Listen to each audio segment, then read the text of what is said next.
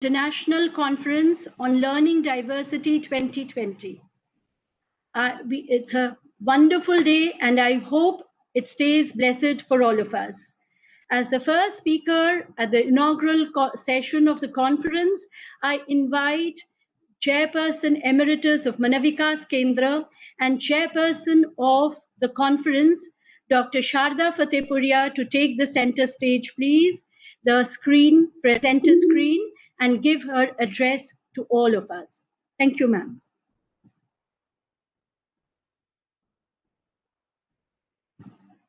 It is with great joy and a sense of humility I welcome all eminent speakers of international fame and all respected delegates and participants to this webinar of International Conference on Learning Diversity 2020. The humility arises from the fact that from the time Manochetna, a wing of Manovikas Kendra, started working in the year 2012 and in a short span of 8 years have touched the lives of vulnerable section of our society, children with learning difficulties.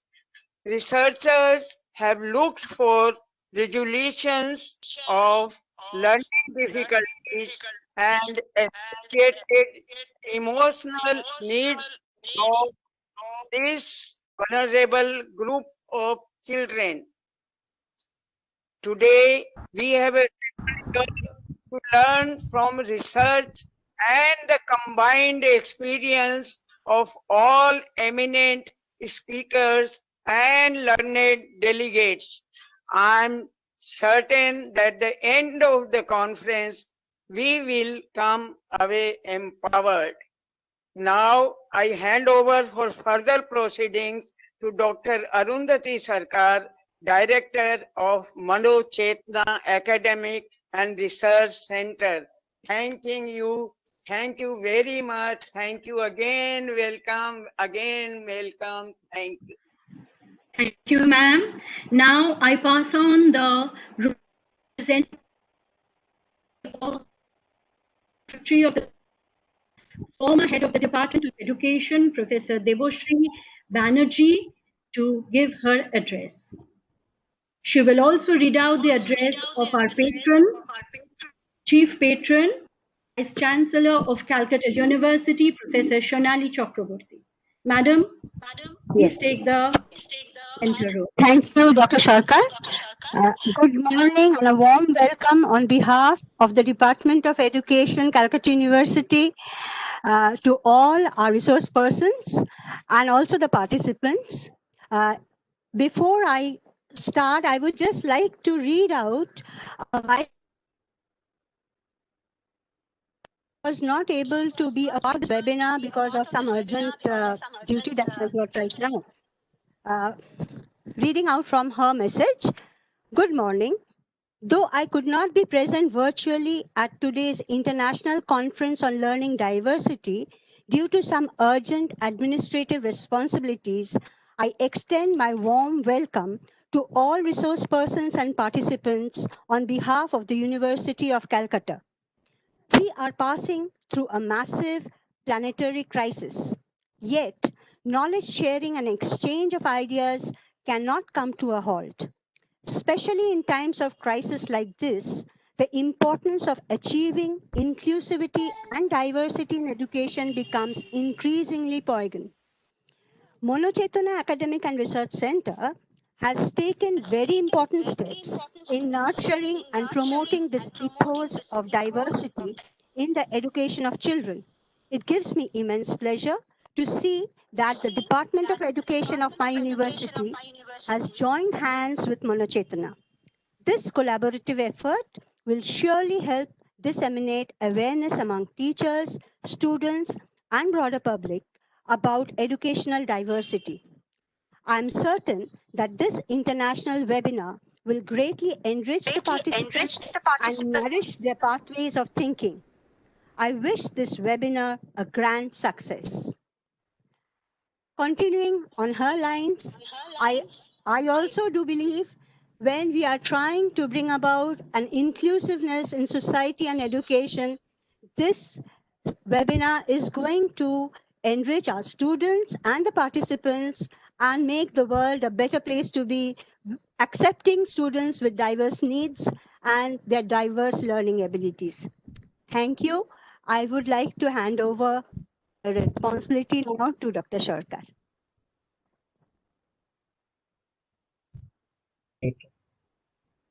Yourself on the Okay. Okay. Continue. Please unmute. A very good morning. Shall I continue, Mr. Shah? Yes, continue. Please. We can see you in the presenter place. Okay. A very good morning. A very good morning to all of you. On behalf of the organizing committee of International Conference on Learning Diversity 2020 and Manochetna Academic and Research Center, we extend our gratitude to those who showed us light to walk on in these extraordinary times. Our chairperson emeritus has been a tower of strength. Support of governing body of the Institute has been unfailing. Gratitude is extended to our chief patron, Vice Chancellor of Calcutta University, Professor Shonali Chakraborty, Head of the Department of Education, Professor Kutubuddin Haldar, and former Head of the Department of Education, Professor Deboshri Banerjee. Our advisory committee's support and guidance at every step gave us courage. Tireless work of our working committee members who made this conference see the light of the day deserves special mention. These extraordinary challenging times have often made us feel restricted, but courage and strength of all our participants helped us to persevere. An outstanding personality of all times, Maya Angelou, wrote a beautiful dedication for her book, I Know Why the Caged Birds Sings. To all the strong birds of promise who defy the odds and sing their songs. Madam, sir, those of you who are here today defying all odds, we dedicate this conference to you. Now I would like to give an introduction of the mentors of the Institute. First speaker is Professor Richard Rose. First, we would like to say a little bit on Professor Rose. Please allow me to introduce Professor Rose. Professor Richard Rose is the Professor of Emeritus in Inclusive Education at the University of Northampton, UK. He has previously held posts as teacher, School of Principal, and inspector in several parts of UK. Professor Rose has worked regularly in India since 2000 as a teacher, consultant, and researcher. He has conducted research for national governments in many parts of the world, including Malta, Armenia, Georgia, Ireland, and NGOs and other organizations, including UNICEF, Sight Savers, and the Commonwealth Commission. He has published more than 100 academic papers and is the author of 12 books related to special and inclusive education. Professor Rose, please take the presentation screen, please.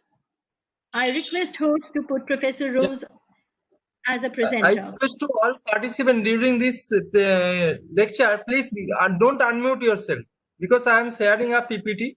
So don't unmute. This is very difficult. This is not Professor Rose's address. Please let him say a word of just say hello, and then we'll pass on to Professor Nilanjana Sanyan. Please allow Professor Rose to say a word of greeting. Okay, good morning, everybody. It's a great pleasure for me to be here today with colleagues, both colleagues who I've known very well for many years in India, some who I've had the privilege of working with very closely, including colleagues there in Kolkata, and to make contact with new people there as well. I'd first of all like to just commend the organising committee for managing to get this conference organised and up and running in these very, very difficult times. And I look forward to speaking to all of you a little later on as well. So thank you very much for the welcome and good luck to everybody with the conference. Thank you. Opening address a little later. Now I would like to introduce Professor Nilanjana Sanyal.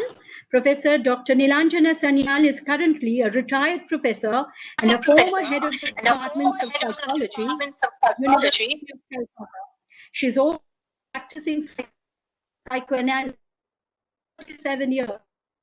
She received Jubilee and Jawaharlal Award along with Basu from Indian Society of Research. She is a recipient of Professor Maya Award, Society apart from awards. I think left, I think. Madam, you're here? Professor Sanla? No, ma'am. Maybe some Mr. Shah, please allow others to share the screen. We can only see you. I'll pass on to Professor Jayanti Narayan then. I request Mr. Shah to pass on the screen to Professor Jayanti Narayan. Okay. Professor Jayanti, I will please share the presenter's role to let her at least see, let us see her. Professor Jayanti Narayan. Professor Jayanti Narayan is a special educator and currently a visiting professor at the University of Northampton, UK. Sir, I'll have to stop now. We can only see you. Okay. Mr. Shah, please put others on the screen. I believe you have pinned Mr. Shah. That is why you can see him just. I think you have pinned him. He can see the others also. I turn off my video and just... Introduction of Professor Jayanti Narayan. Professor Jayanti Narayan is a special educator, currently a visiting professor at the University of Northampton, UK. She has retired as Deputy Director of the National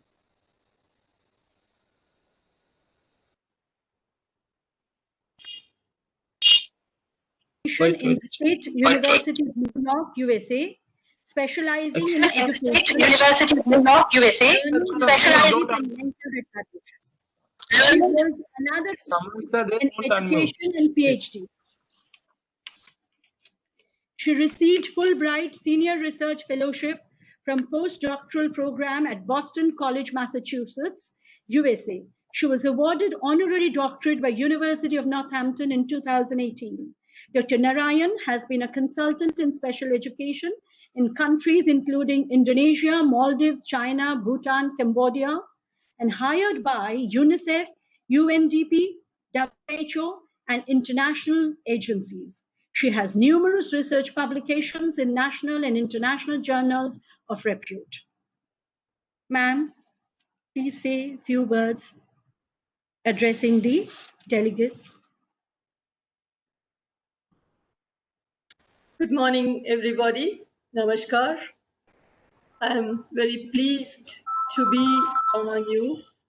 This conference has seen a lot of hurdles and because of the pandemic, and Arundhati has made it possible that we are all meeting today, and I see that a large number of you have registered, and I hope the coming 2 days are going to be good days for all of us in terms of knowing more about diversity in learning. Thank you for the opportunity to join you all. Thank you. Namaskar.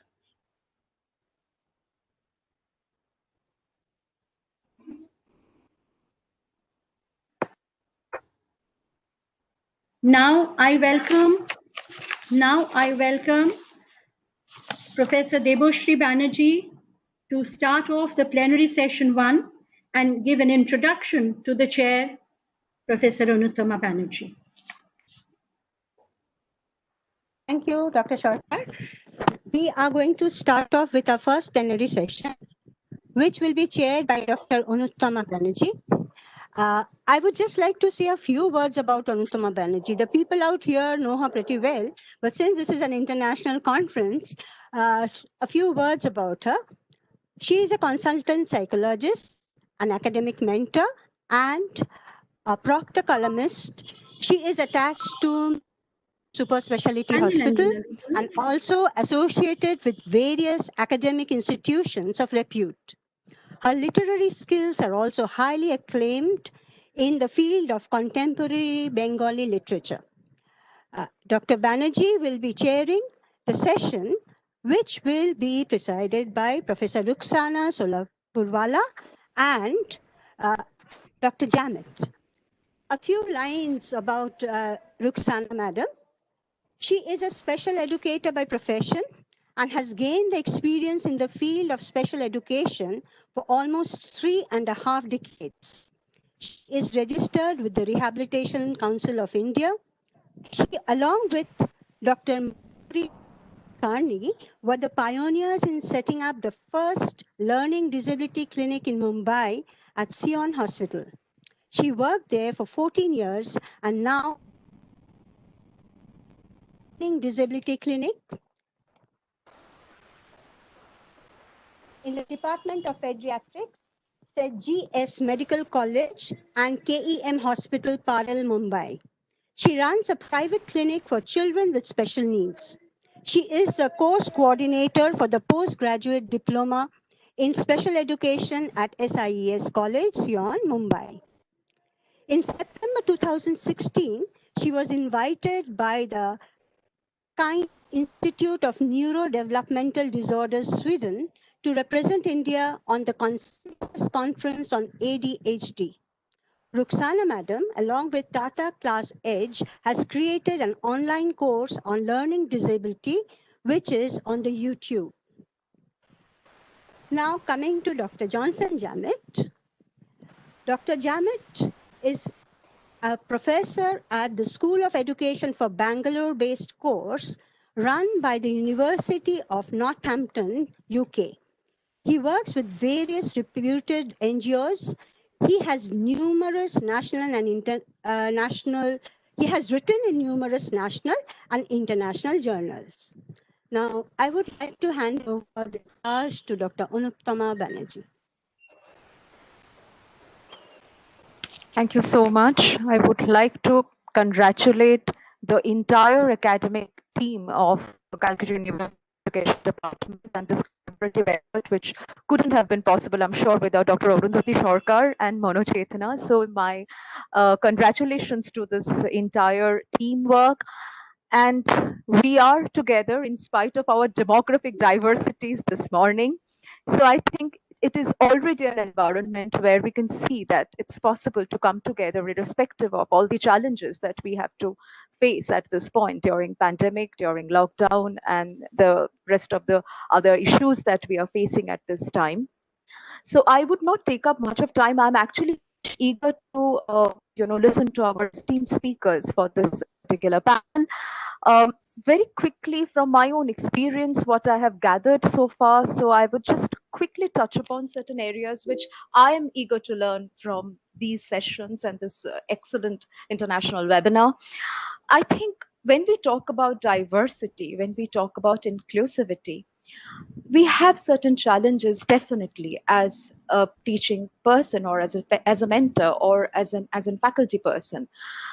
In one hand, we would like to balance certain factors in the classrooms following the uniformity, because we have to go by the lesson plan, we have to go by a certain syllabi, we have to create a certain structure for the whole classroom. On the other hand, we have to accept that each student would come from various abilities, various interests, various identities, from various cultures. They could be different, and difference is not necessarily a disqualification.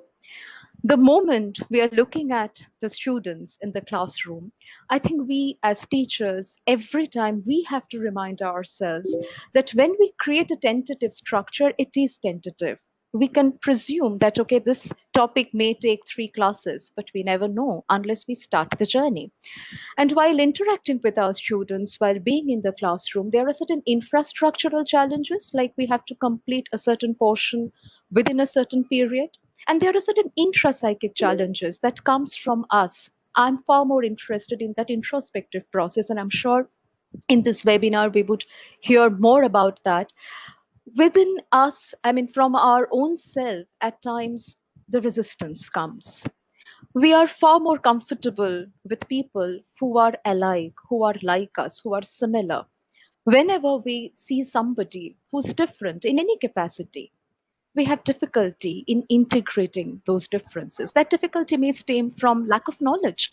Maybe we do not know what to do with them. Maybe we do not know how to go about them. And sometimes our lack of knowledge leads to, pardon me, sometimes we become aggressive because we do not know how else can we deal with it. And we may not be completely aware of it. We may not really understand that this aggression is actually coming from lack of understanding. So I believe this is important for us to reflect on our own internal cues when we are dealing with diversities.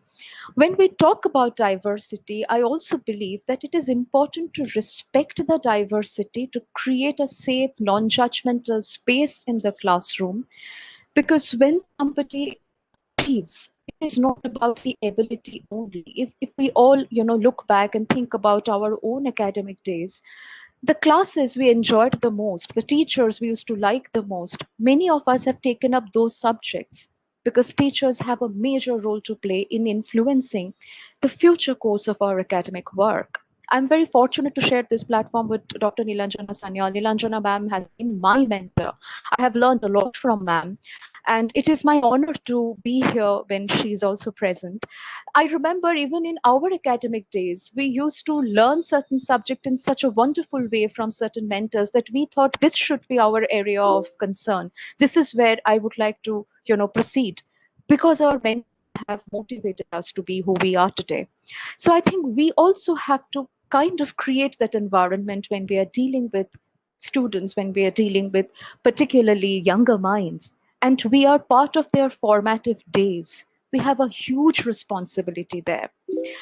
We should not reduce the diversity. I think that is something I have always, thought about while dealing with students in my own work field. We should rather try to respect the diversity and integrate them. The diversity may stem from ability, interest, their attention span, their memorization capacity. It could be cognitive, it could be cultural, it could be diversity stemming from their gender sexuality, their identities, their identity positions. We should be respectful. We should try and understand from where the student comes, because unless I'm sensitive towards this child, unless I'm sensitive towards the student, my other students, the peers of that particular student, would not learn that language. We have a huge role to play to even stop the bullying behavior in the academics, and even there, management plays a very, very, very important role. I have seen that we learn from our teachers that how we should behave with our fellow peer, with our classmates. So I think these are the areas I would be intrigued to learn from this session. I would not take up much of your time. I'm myself interested to learn from Professor Ruxana Sholapurwala and Dr. Johnson Jamint. I would like to learn from you all, and my congratulations once again to all the organizing committee members, and I'm thankful to be a part of it. I'm much honored. Thank you so much.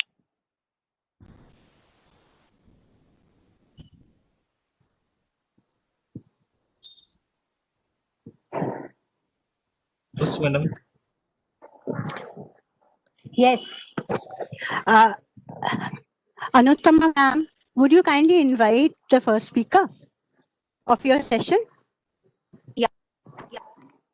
The first speaker is Professor Ruxana Sholapurwala. So I would invite you, ma'am, to present your topic today. Can we have the presenter, please?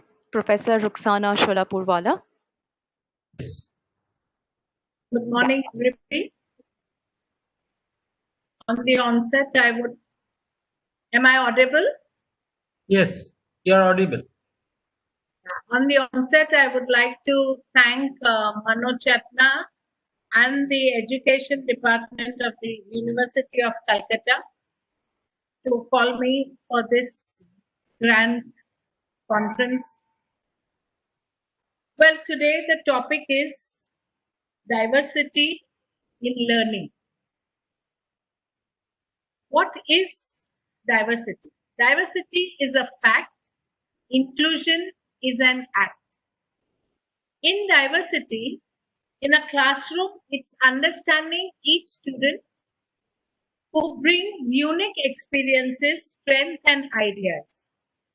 Diversity is the exploration and incorporation of these differences, and these differences can be of caste, socioeconomic status, gender, abilities, and disabilities. Inclusion over here, well, we have the right to education now, and it states that all children under the age group of 6 to 14 have got the right to educate. It's on the basis of equality. Primary education is compulsory. Secondary education is also compulsory. And how to bring down the dropouts of the school. Well, according to Robert Meehan, every child has a different learning style and pace. Each child is unique, not only capable of learning, but also capable of succeeding. It's a very huge thing. Now, I would like to say that in the new Person with Disability Act of 2016, the government from 7 categories has made it into 21 categories. And they have also defined what is disability. It's a continuing condition that restricts everyday activities. Well, the Disability Service Act of 1993 defines disability, which is attributable to an intellectual, psychiatric, cognitive, neurological, sensory, or physical impairment, or a combination of all those possible. Now, they have included all the types of disabilities. The census of 2011 tells us that 34.7% school-going children are disabled from the age group of 10 to 19. I would like to give you one example. Suppose you are invited by a friend, a very close friend, to a party.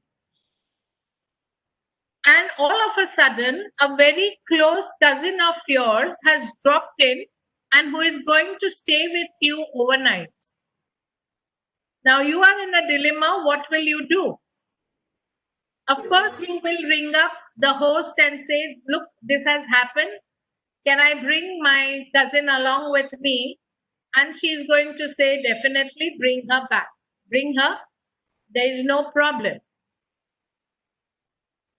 Your cousin has been included, but has she been integrated? The host will speak to her, but will the other guests who do not know her, will they participate with her? So when we are talking about inclusion, we need to first see to the needs of the child. We also need to see and focus on the needs of the teachers. Now, needs of the teachers, I mean, are our teachers trained to help these children in the regular classroom? Do they even know what these disabilities are which have been included? Or we are just trying to include children in the big classrooms of normal education that we have? I don't call them big classrooms, I call them overcrowded classrooms, where children are 60 in a class with one teacher predominantly talking. So we need to first handle the teacher training. We also need to see the infrastructure of the schools. And by infrastructure, I don't mean only by building ramps and lifts for the physically handicapped, but also the curriculum. Are our children, the disabled children, able to cope up with the vast curriculum that we are having these days? And if the child has to adapt to all these new policies and to the system, we first need to humanize education. By humanizing, I mean the child should be treated with equality. It should have the sense of belonging. I should not be labeled and I should not be put away that, oh, you can't do it. Because then the feeling of belonging doesn't come. You need to respect each other's sorry. You need to respect each other's feeling. You need to respect each other's abilities. And the education has to be need-based. To have all this,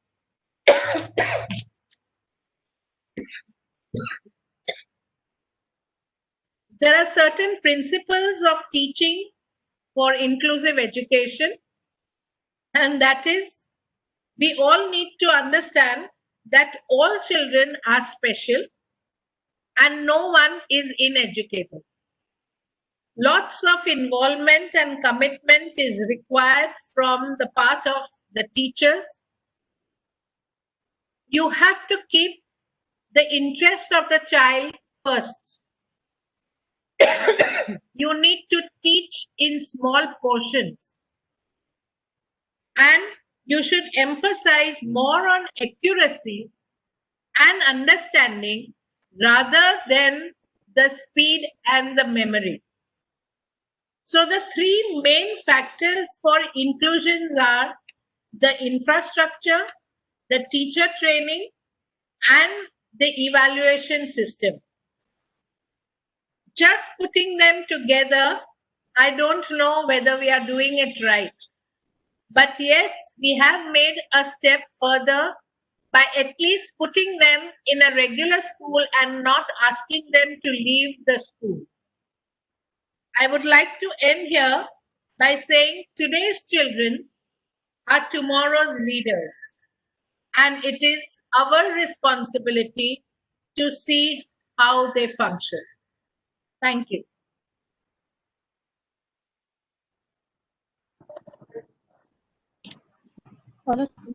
Hello, am I audible? Yeah. Thank you so much, Dr. Professor Shola Purwala. This was a lovely session, and I think this need-based approach to enable the environment is extremely important in intervention. I would now like to call Dr. Johnson Jamint for his session. Is he there with us? Can we have him as a presenter? Could Dr. Johnson, could Dr. Jamint? Dr. Johnson Jamint, yes, I can see him. Yeah. I would like to welcome you, sir, for your session now. Yeah, can we have him as presenter, please? Thank you. Constant. Nameটা পাচ্ছি না। Debashree ma'am. No, Mr. I can't Jamint, see Dr. Jamint Johnson. Mr. Jamint. Spelling? Mr. Johnson Jament. Jament. Okay. No? Okay. Just. Please put him on the presenter screen. Please turn on video, please. His video has to be on. Hello, can you hear me? Yes. Yes, we can hear you, but we can't see you right now, sir.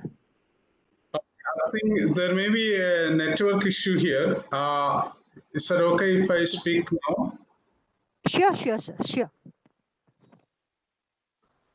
Okay. Okay, so this session, I'm going to talk about how diverse learners, what we can do to support them through differentiated teaching and learning. So this is what I'm going to talk about. In a diverse classroom, there are children with different learning levels. We know that all children do not learn the same level, and all children will not have same understanding, and some children are very good in some subjects, some other children are very good in some other subjects. Some children may need more kind of emotional support, social support. And so in a diverse classroom, all these children with different needs are presented. So in this COVID situation, we also have another category of when we provide education in this COVID-19 situation, we have to consider some other factors. So, for example, now the whole learning actually happening in remote areas. I mean, remote learning is happening. So, what happening now? For example, even in Kerala, also the state government has introduced this education for everybody from.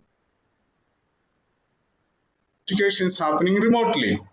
So, but we are not sure whether all children have the access to the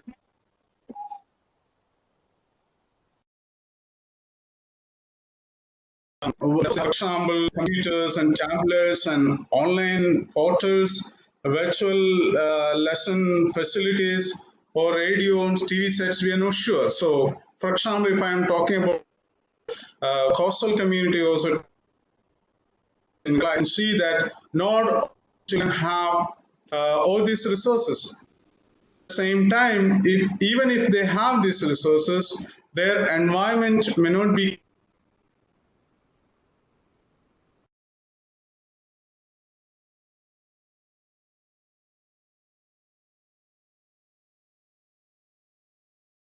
People, the maximum. I believe he's having some problem in the line. Dr. Jack, we can't hear you.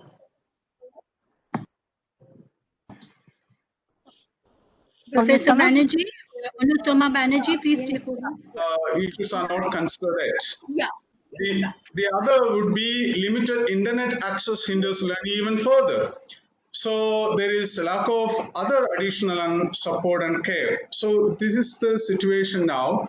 So the pandemic situation actually aggravated some communities' education in a bit more kind of destructive way. So at the same time, other children are having education, but these children are not able to have this education. So that is there. So here I am going to talk about a little bit about Porter's comparison of tradition and inclusionary approach.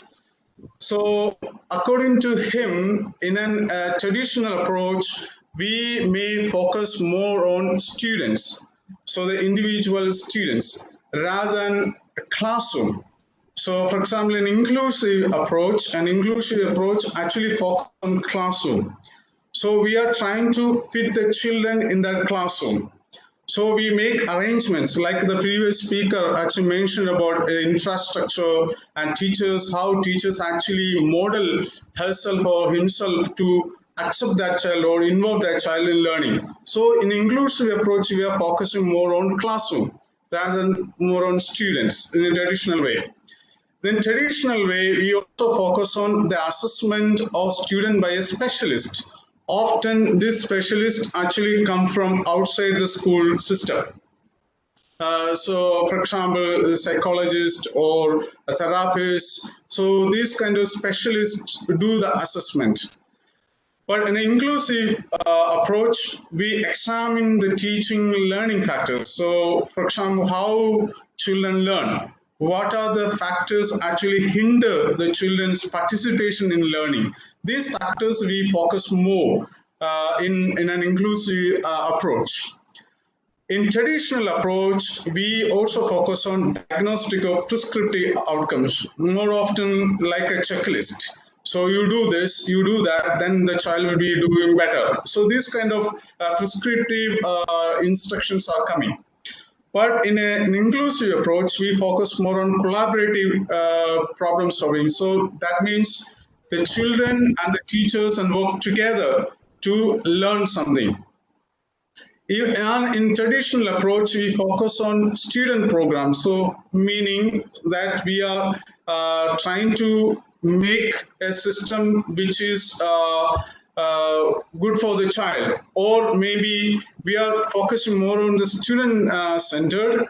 But here in inclusive approach, that student center is very important, but at the same time, we are providing more training, more professional development programs for teachers to develop teacher development programs. So here the teachers' strategies, what they do in the classroom for that particular child is very important.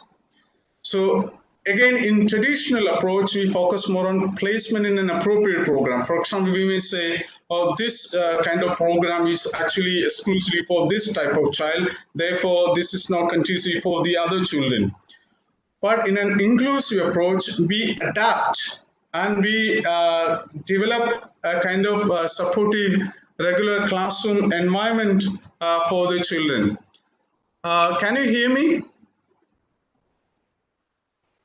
Yes, sir, we can hear you. Yes. Professor Anatama Banerjee, please. Yes, sir, we can hear you, sir. Yes. Okay. Thank you. So I get a call from Professor Jendi. That's why I'm asking whether he can hear me or not. Yeah, you're clearly audible, sir. Yes. So now again, we need to think about the COVID-19 situation again. So where we have to focus, we have traditional approach, we have inclusionary approach, just I mentioned. So in this COVID-19 situation, what kind of learning we should focus? So I have made some points here. So the point one is focus on distance learning accessible. So distance learning accessible for everybody. So when we talk about everybody, we also need to think about the factors I mentioned earlier. So the people who may have difficulties to access these online materials. And we also need to examine online platforms and other essential services. So as I mentioned earlier, other essential services also including the environment. So whether the food available for them, whether psychological support available for them, whether the house situation or community situation actually good for to have these online learning platforms, that we need to examine.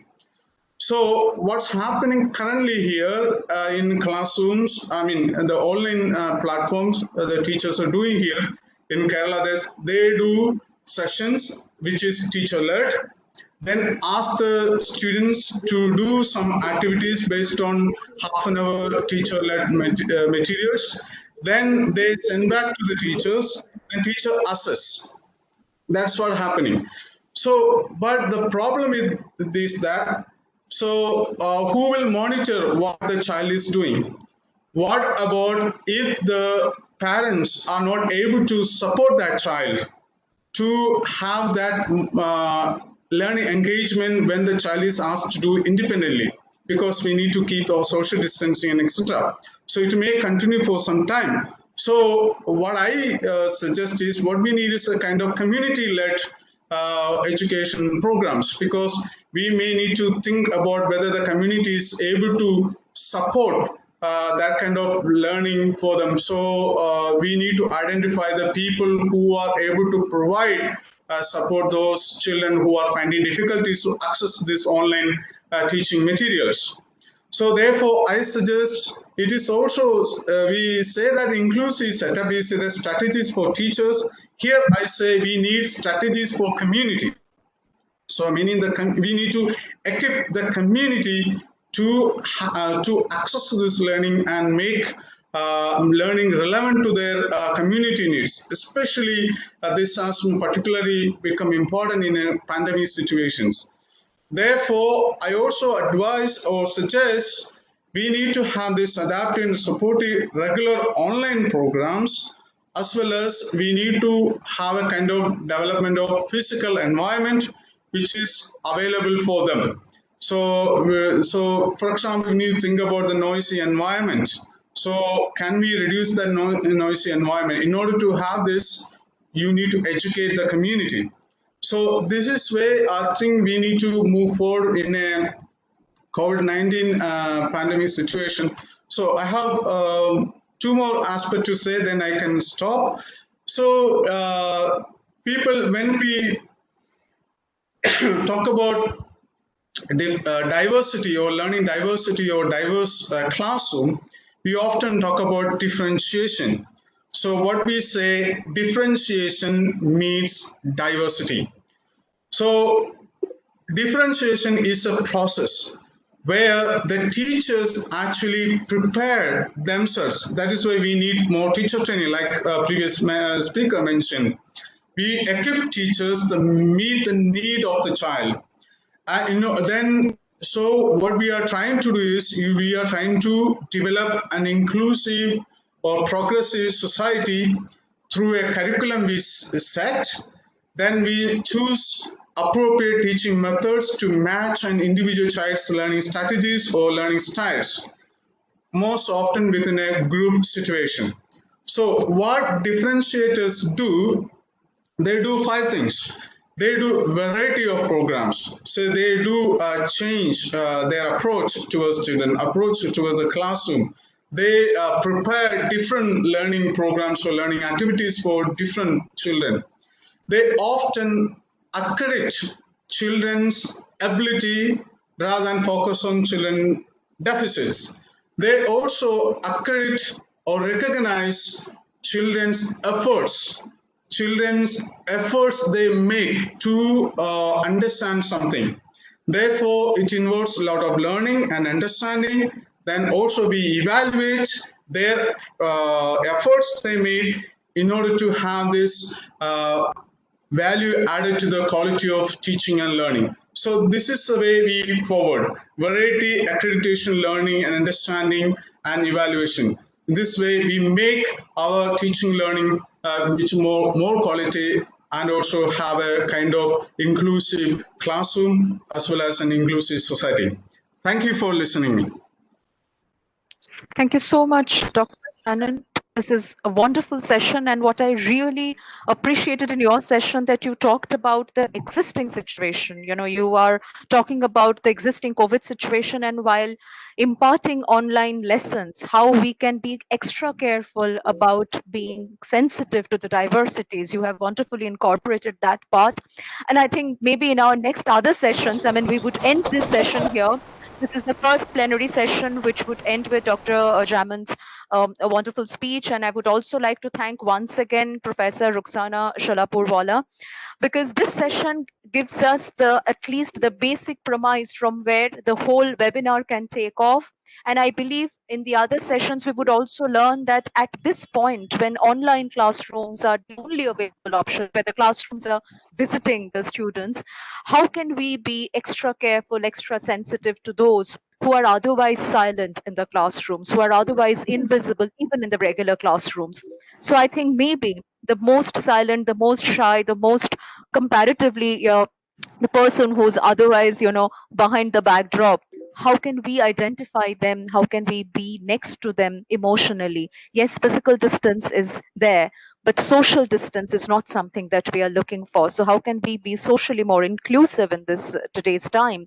I think maybe that is something that we can learn from the other session. I would once again thank Dr. Arundhati Sharkar and Dr. Sri Banerjee, University Education Department, and Manochetna for having us all together here. We are learning a lot in this diverse environment. Thank you once again. I would end this plenary session with this note. Thank you. Thank you so much. Thank you so much, Dr. Banerjee, Professor Rukshana Sholapurwala, and Dr. Johnson Jamint. Thank you for the wonderful session. Lots of things to learn from here. In this special, extraordinary time, we needed all these lessons that the lesson that we took from this session was excellent, and thank you so much. With that, with permission from Professor Debashri Banerjee, I'll proceed to the invited speaker session in education. The three chairs for chairpersons for this sessions are Professor Richard Rose, Professor Jayanti Narayan, and Professor Rukshana Sholapurwala. Madams and sir, I request you to take the to switch on your mic and videos, and we welcome Professor Rose, Professor Richard Rose, to give his opening address to the delegates present here today on the platform. Thank you very much. It's very good to be here with you all today and to have an opportunity to share some thoughts at what is a very difficult time for all of us. And I was asked to say something about pedagogy for the 21st century. And in some ways, our current pandemic situation has made us think quite deeply about what we mean by pedagogy today and how we are able to actually maintain any kind of education system under very trying circumstances. So I wanted to talk really about some kind of reflective comments on where we are in terms of our understanding of this term inclusion at the moment, and maybe a little about what we're learning through this current crisis. I think if we're going to talk about pedagogy of any kind, whether it's for the 20th century or the 21st century or whenever, we need to start by thinking about diversity. Diversity is not just about disability in terms of those of us who are concerned for inclusion. It's much wider than that. And if this COVID crisis has shown one thing to us, it is that we still have many people in our society who are discriminated, people who are on the margins of our society.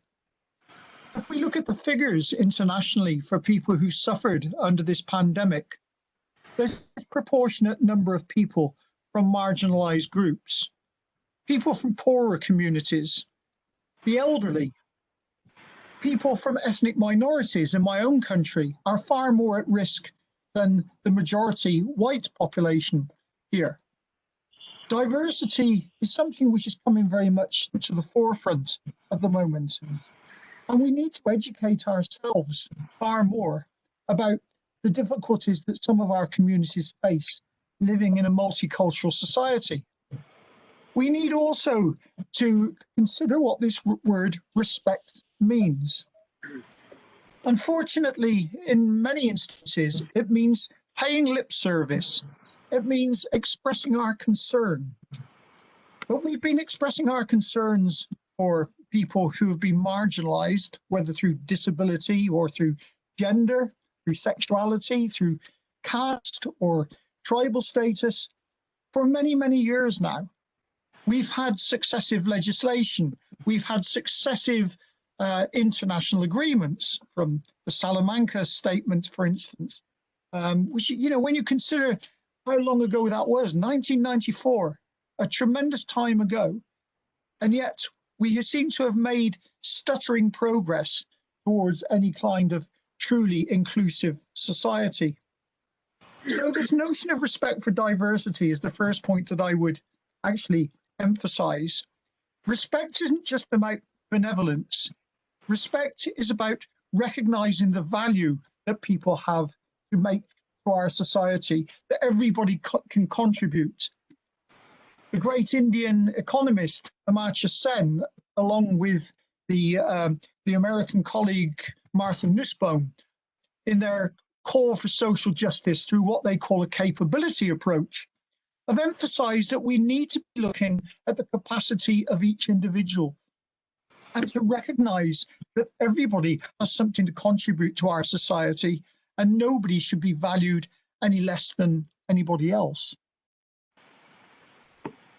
I think we ought to think about this term of learning as well.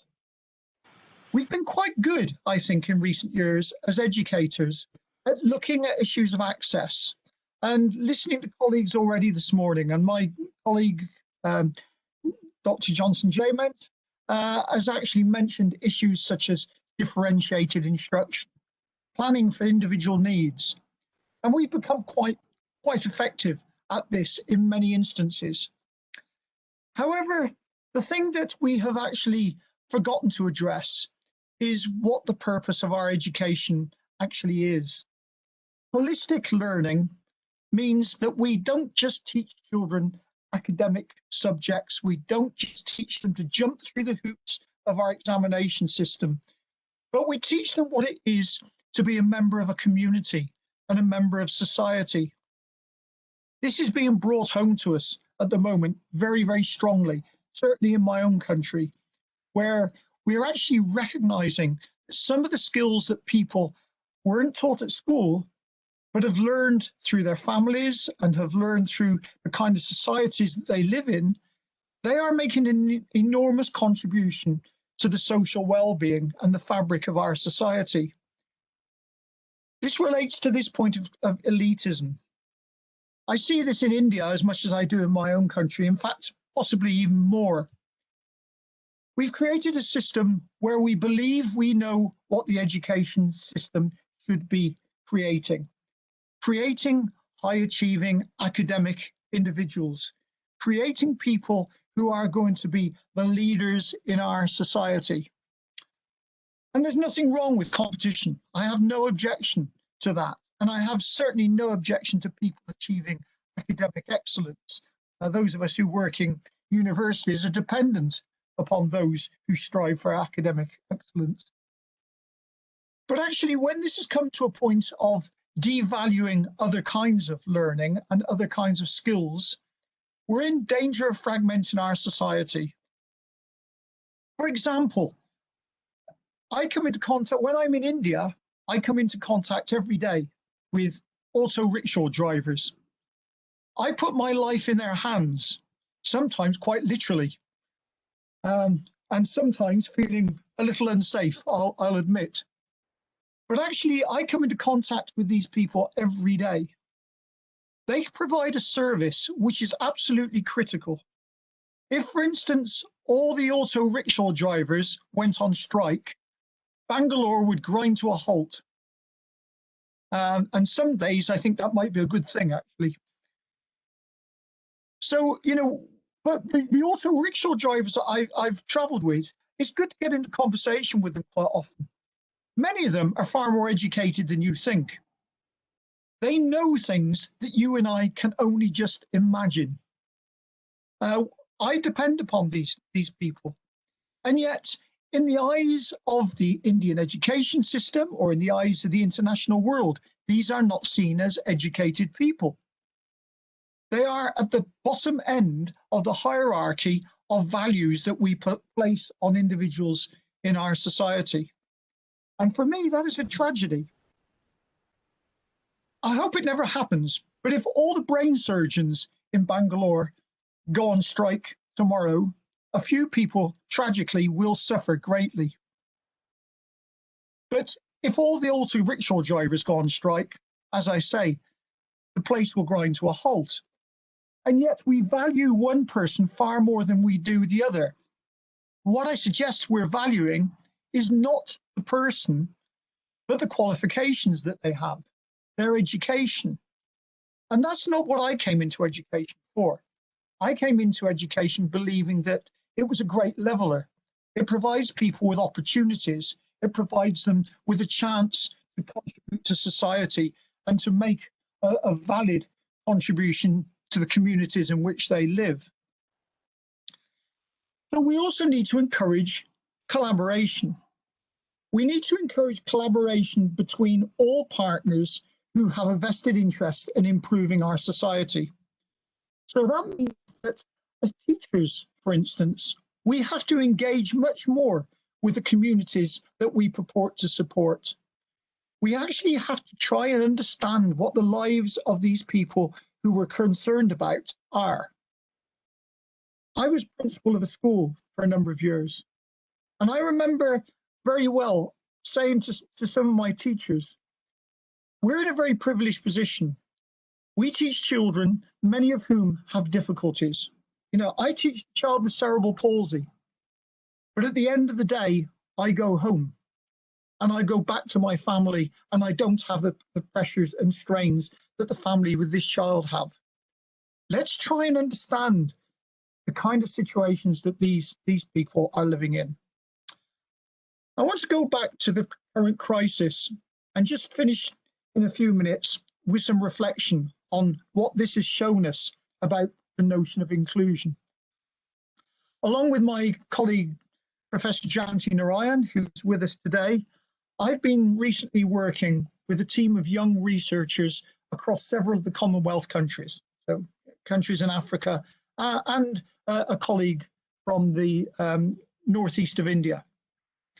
And they've been looking at the impact of COVID upon specific communities. So, for instance, the young lady researcher in India has been looking at the impact upon the children of migrant workers who've been returning to the north of India from metropolitan cities, returning to their villages, as you know, has been happening all across India. One of the things that all of these people have demonstrated, all these young researchers, whether they're in Ghana or Kenya or in India, they have actually demonstrated the great gaps of opportunity that exist for our learners in society. Every one of them has spoken about the innovation that has come from the COVID crisis. So, for instance, in some African countries, the dedication of television channels to provide learning opportunities for children who can't attend school in the crisis, programs aimed at specific age groups. Schools across the world have been putting vast amounts of material online to support learners while they can't be in school. Teachers have worked really hard to develop new materials. They're there online, they're being accessed on mobile phones, on tablets, on computers, and children are benefiting. But who is benefiting? The evidence we're getting from these young researchers is that this environment has actually identified the great chaos that exists in the digital world. Many of these young people do not have access to computers. They can't access digital technology. They are being excluded and they're falling even further behind. So when we talk about pedagogy of the 20th century, and some of my colleagues say, oh, we're now in the digital age. People are learning more from digital technology. You know, libraries, for instance, are not buying books. They're putting everything online. Everybody is benefiting from this, they say. It's a democratic process. The internet is free and democratic, and we have big debates about whether there should be censorship on the internet, whether there should be restrictions on companies like Google, for instance. But we've forgotten that for a significant number of people in the world, access to this technology doesn't exist. It's beyond their remit. And even some of those who can access the technology do not have the abilities or the opportunities to actually access things in the way that I'm doing at the moment. I can see, for instance, at the moment in front of me on the screen, a copy of the slide which I've presented to you. I can read it, I can access that.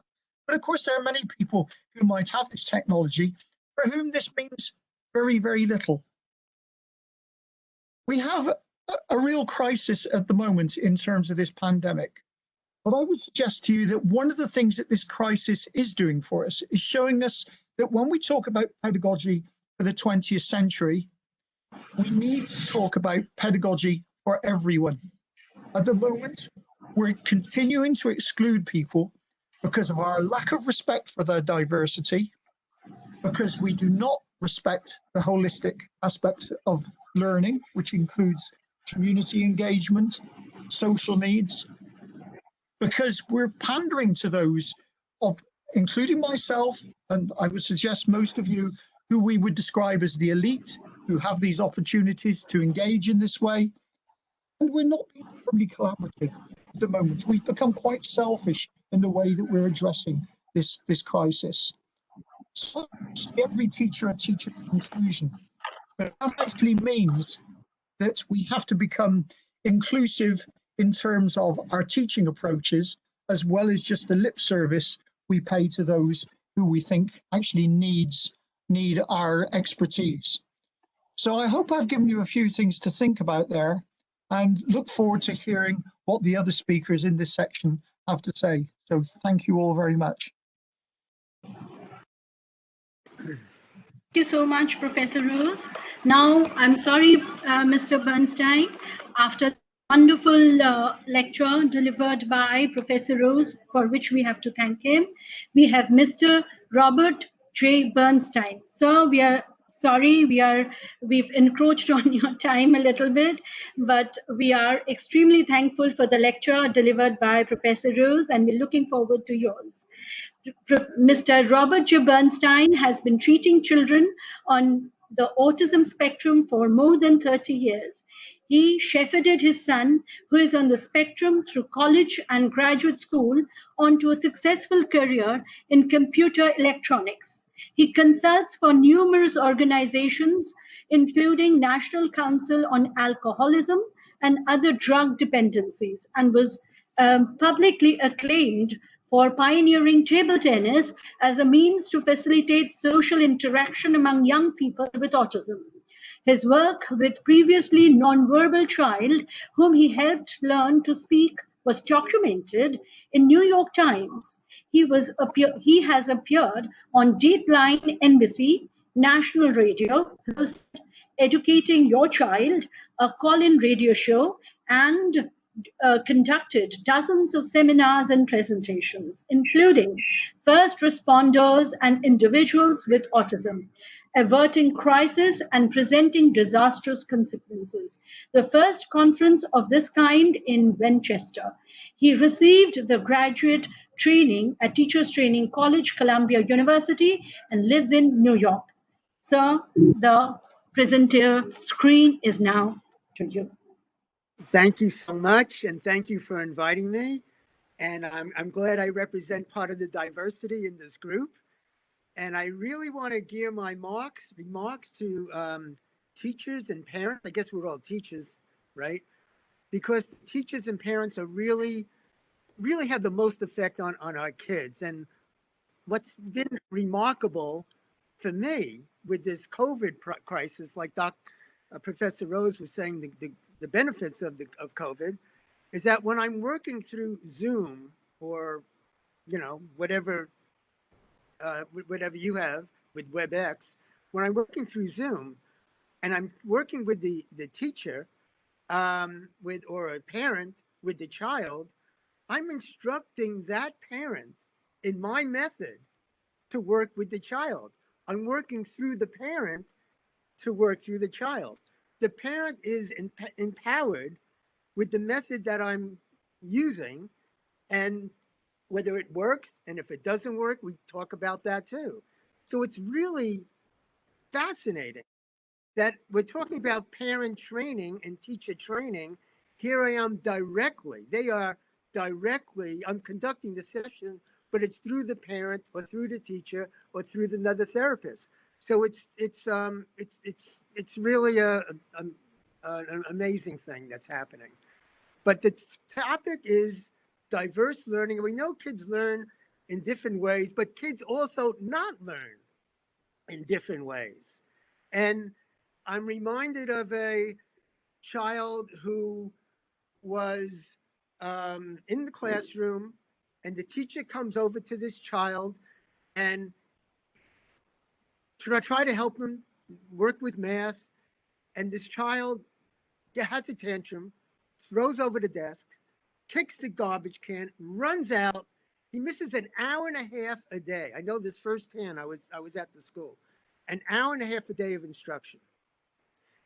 So clearly, I guess you might think it's kind of a self-esteem issue. I don't know.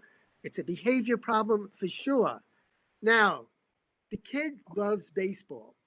Loves baseball. Now, what do? Do we use baseball as a reinforcer to say, you act good in class, have no tantrums, and then you can play baseball? Or do you embrace baseball in some way with his understanding of him and his learning? My viewpoint, my personal viewpoint, I know many of you will differ and that we're up for discussion, is that I'd rather not control the child with punishment and reward. I would like the child to somehow control himself. So I play baseball with him. We have a great time. And now I have to ask everybody here, how do you catch a baseball? Is it better to catch on the side or catch it right in front of you? Well, since I'm not having much of a response, on the side is not as good. And the kid was missing it. He was quite often, not all, but he caught some, but he often missed. I went over to him and I said, I have a better way for you to catch the ball. He goes, yeah. I said, you want to hear it? He says, all right. I said, look, catch the ball in front of you. Don't worry about it hitting your head, because I know that's why he's not doing this. We all have done this. At least in America, learning baseball, we're afraid that this ball's going to hit our head. Don't worry about it. Just do it. He did it. He caught almost every one. And then he says something magical. He says, thank you. I go, whoa, I hardly hear that. But now I got him. He says, thank you. And I said to him, your teacher's doing the same thing. He says, what are you talking about?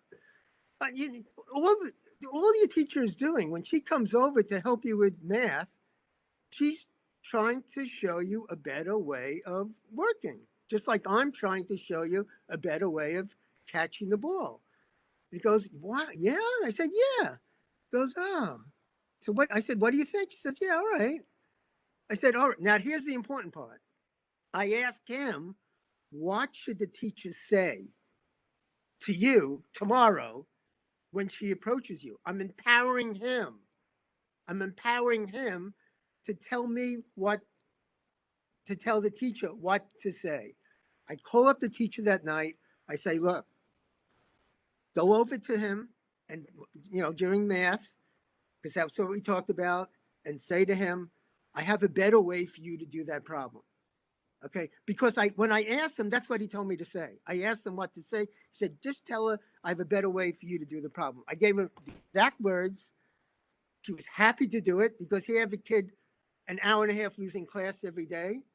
And maybe not 100%, but the tantrums diminished them dramatically. So let's think about this for a minute.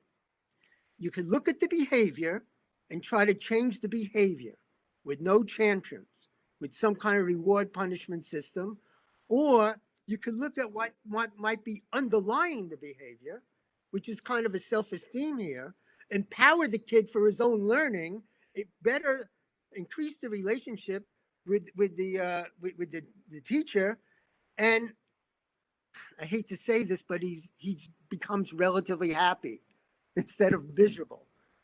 So I'm going to give you one more example, and then we'll open it up for discussion. Here's a kid comes to me. He's asking me to teach him how to do this problem with the Pythagorean theorem. The Pythagorean theorem. I'm doing it all different ways. I'm pretty good at this. He's not getting it. I'm not. Finally, I asked him something that has not been asked of him for 4 years. And that is, I asked him, what's going on? No one has asked him that for 4 years. And he said to me, well, you know, I have these thoughts in my head, these interfering thoughts.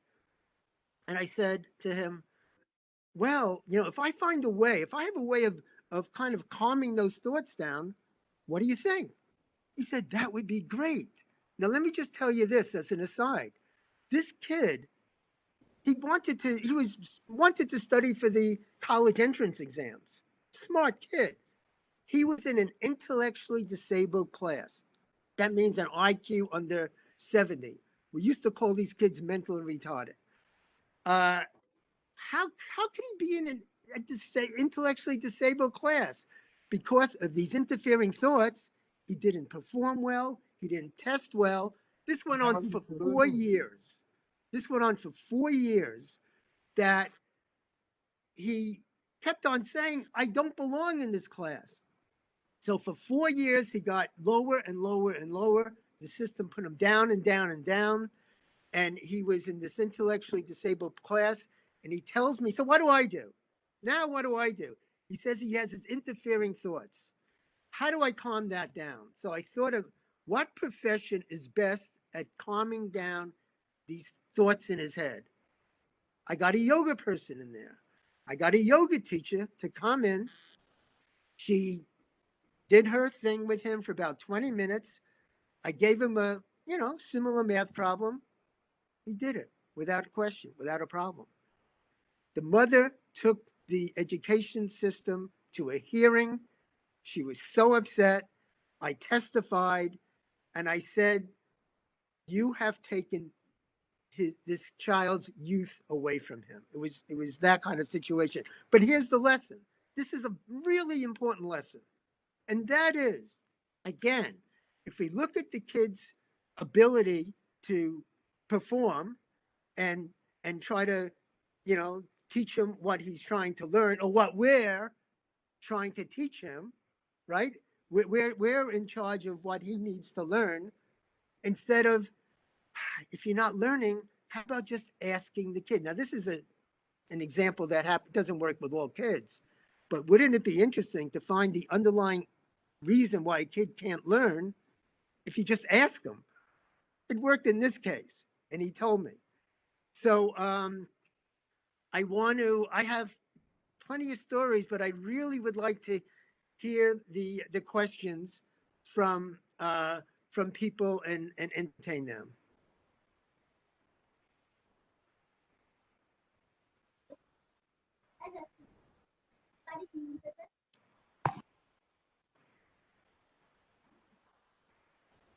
Hello, I request chairpersons to take questions from the audience. Professor Narayan, Professor Rose, Professor Sholapurwala. Any questions for either of the two speakers? Professor Rose has given a wonderful opening address, and Mr. Bernstein has just finished giving a wonderful lecture. So any questions? Anybody would like to interact? Any interactive session? Can I? Both were excellent presentations. We thank both of them for the wonderful presentation. Is there any question that you have added? I would like to ask, I would like to say something. Okay. Please. Professor Richard Rose talked about the purpose of education. Well, that's a very, very important point. Where are we leading to? And today, the teachers themselves are experiencing a lot of new ways and methodology of teaching children. It's a new experience for our teachers also because the complete e-learning has come in now. Yeah. It is difficult, but at the same time, so that the children do not suffer, we are trying our best to give them the best. Just end there. Yeah. Any questions for Mr. Bernstein? Ma'am? Jayanti ma'am? Yeah, actually, what Rukshana ma'am says, the teachers are trying to put up with the current demand and they are doing it wonderfully well. There are teachers who are totally zero tech savvy, have taken over and started to teach children. And there are also agencies who are trying to come up with simpler teaching methods with the not so expensive gadgets to use. I myself am in touch with a couple of young IT people who want to do this. And also televisions are being used now. Bihar State UNICEF has got the complete Prashar Bharati to have the lessons going on television, the Doordarshan channel. So being very aware of the tech divide between the urban and the rural areas, government and individual efforts are amazingly on. People are really putting up a good fight to get this done. A good point made by Rukshana ji. We are all meeting the challenges. Yes. Yes, perhaps I could. Mr. Bernstein. Well, I think Richard I'll just say one thing, that the beauty of the technology is that it can reach people in areas, as long as they have a phone and have some access. It can reach people in rural areas. And some of them, I know I've been in India a year and a half ago. I talked at a conference there. There were some people on the autism spectrum that were totally neglected. And now through media, we could reach some of these kids. So I think it really could be a wonderful thing. Professor Rose, would you like to? Yes, I'd certainly reinforce what Dr. Bernstein just said there. Technology can have many, many advantages, but I think we need to be cautious in the way that we approach technology at the moment. I mean, for instance, in my own country, all the talk is about the development of 5G, ever faster broadband, and new technology galloping on at a pace. But even in my own country, there are still people living in some of the remoter parts of the Scottish Highlands, for instance, who have no access to digital technology at all. And I know from my work with Professor Narayan there in India, we were in Telangana state recently, not very far from a metropolitan city, Hyderabad, which is a very modern city. You travel 40 miles from Hyderabad, there are people there who are having difficulty accessing electricity. The pace at which we are moving is aimed to be the pace for those who already have. And we've got to up the pace for those who have very little to give them the basic access to these kind of facilities. And I do worry that because of the technological age, I'll give you a clear example of this. We are now finding publishers who are only publishing e-books. E-books are very useful. You can carry them around on your phone, on your Kindle, on your tablet, whatever you want. But if we don't have paper copies of those books, there are some people who cannot access the books. And that's the end of the story. And, I agree totally with Dr. Bernstein. Digital technology can give us a lot of answers. It can help us greatly. And like him, I've had experience with people on the autism spectrum who have benefited from the fact they can interact with a machine possibly more comfortably than they do sometimes with people. There's no doubt about that. That's a great benefit. But let's not put all our eggs in one basket. Otherwise, we're going to leave a significant number of people behind. People who are living in poverty in particular are going to be left behind. And we're going to increase the gap. And we all know what happens when we increase that gap. We have more and more tensions which lead to breakdown in our society. So please, let's take a bilateral approach. Let's develop the technology, but not forget other people. Thank you so much. Thank you so much, sir. Thank you for Professor Rose, Mr. Bernstein. We are extremely thankful for you. Thankful to you for your wonderful lectures. Who would like to speak? There is a question in the inbox by one Richa Pal, who wants what extent the regular curriculum can be modified to cater to the with special needs. She has made this question to our speakers. Do we have to repeat the question? Was it clear? Yes, and in fact, I could read it on the screen, so that helps. Mr. Bernstein would like to answer. The question is, to what extent the regular curriculum can be modified to cater to the needs of special needs kids? I'm going to give you the real answer, whether it's possible or not.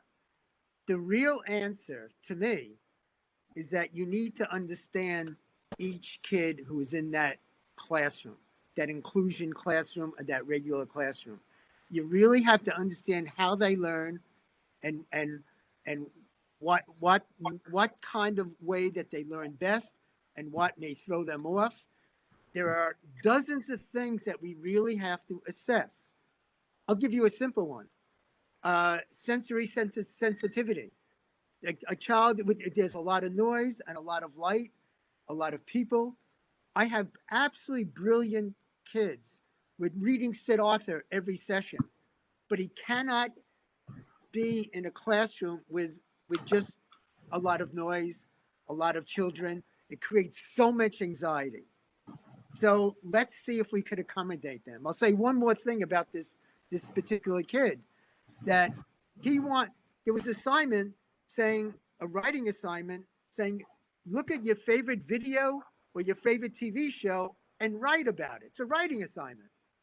He didn't have a favorite video or TV show because he didn't watch TV or videos.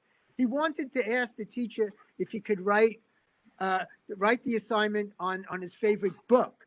You know what the teacher said? No. I couldn't believe it. I went to the dean. The dean said no. He has to stick to the curriculum. If a lot of what I said emphasizes a lot of what other people have said today, and everyone here, and this is, the United States is a private school, right? And like, you're sitting there saying, I don't believe it. And I didn't believe it when I was told that too. So these are just examples of how we can and should and need to, and we have to accommodate these kids. Thank you so much. Thank you so much, Mr. Bernstein. With the permission of the chairpersons, can we proceed now to the next speaker, please? She's been waiting patiently. I think we've overrun the time a little bit. Jayanti ma'am, can we call the next speaker now? Professor Rose? Shana ma'am, can we call the next speaker? Thank you so much, Mr. Bernstein. Thank you so much, Professor Rose. Absolutely wonderful. We learned so much from you all. Can we proceed to the next speaker, please? This was an extremely short session. Totally apologize for it. We have to keep on as we're running short of time. Yes, Masarat Khan is the CEO of Maharashtra Dyslexia Association with more than 3 decades of experience in the field of SLD. And she is a practitioner in the field and an extremely successful one. Ma'am, please make your presentation. Sure. Can you see my screen? Hello, everybody. Yes, we can. Wonderful. Yeah. Okay. Good afternoon. Good afternoon, everybody. First and foremost, let me congratulate Manochetna Academic and Research Center, Manovikas Kendra, and Department of Education, Calcutta University for organizing this wonderful virtual conference. Kudos to them for, taking the pandemic in their stride and ensuring that the conference that was to be held in March goes on. And thank you for the opportunity to be one of the presenters here. So my presentation is on phonological awareness, phonics instruction, inclusive practice that benefits all kinds of learners. It's based on a joint paper by Ramiza Khan and me. Both of us have been, researching on this topic for the past 6 years now. And I would like to share what we are doing, though I'm not presenting this as a research paper per se, but more in terms of, the application of what research in the past speaks about phonological awareness and phonics instruction. So there is a meta-analysis of 52 studies that shows us or gives us solid support for the claim that phonological awareness instruction is more effective than alternative forms of instruction or no instruction in teaching phonological awareness and in helping students learn to read and spell. There is also evidence that a measure of phonological awareness in preschool children is a good predictor of reading achievement in the early elementary grades. Systematic phonics instruction helps children to read more effectively than non-systematic phonics or no phonics instruction. So what you can see is repeatedly you have research on research focusing on the importance of phonics instruction and how you need to impart phonics instruction. But what is also important to keep in mind is that phonics instruction without phonological awareness, without imparting instruction in phonological awareness, developing phonological and phonemic awareness is of no use. So phonics instruction by itself does not help. So coincidentally, we had some 6 schools from major cities in Maharashtra approach us starting from 2015 over a period of 3 years. So there were 3 schools that were ICSC, 1 state board and 4 schools ICSE, 1 state board and 1 IGCSE school. And not surprisingly, though they all offered various curriculum, what was found that none of the schools, imparted or had teachers who were trained in reading instruction, how to impart. And it is not surprising because we don't have a curriculum over here that trains teachers to teach reading per se. You're taught to teach languages, but what about reading? Also, the whole word approach was mainly being used, and even if they were imparting instruction in phonics, it was at a very superficial level, restricted to just, A says A, B says, and that also not pure. Some of them going like B says B when it should actually be B. So those some of them claim to be imparting phonics instruction. It was not the appropriate phonics instruction and also not adequate. Even if it was appropriate, it wasn't adequate. Of course, they were all mainstream English schools. And by default, everybody, almost all of us are second language learners where English is concerned in India. Very few homes in India have English as first language. So coming back to why they approached us, it was all of them found that their students are reaching class 4, but are struggling with reading. So this was the main concern of all these schools, the heads of the schools, that why are children in class 4 are still struggling with reading. And of course, it cannot be possible, right, that the majority of the schools have dyslexia and so they are struggling with reading. Not possible. 10% of the population, yes, but you can't have 50 and 60% of the population in your class. Then that is something you need to, introspect on, that why do you have such huge numbers? So we decided that we, on analyzing what the areas causing this problem is, we came up with a curriculum for them and for a training program where we trained the teachers in phonological awareness activities, systematic phonics, analogy phonics, the use of alphabetic knowledge, and we introduced graded readers in the school. None of the schools had graded readers, and all this using the multisensory approach. So I'll talk about some of the phonological awareness activities. So for example, if you take listening games, listening is very, very important because all learning happens through listening, and you need to develop listening skills in children. So this is to sharpen the ability to attend selectively to sounds. Then I would like to, show you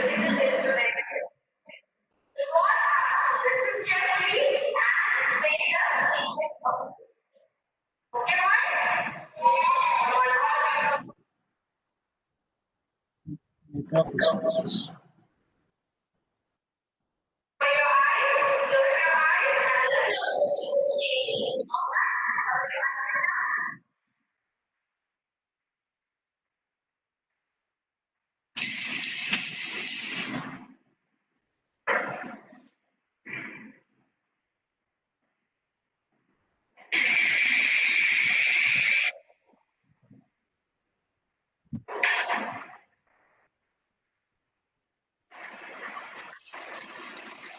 The video not playing clearly. Are you not able to see it?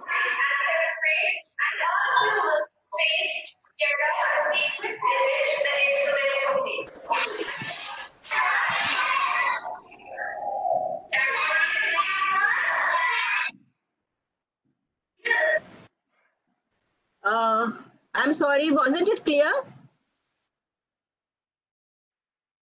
Okay.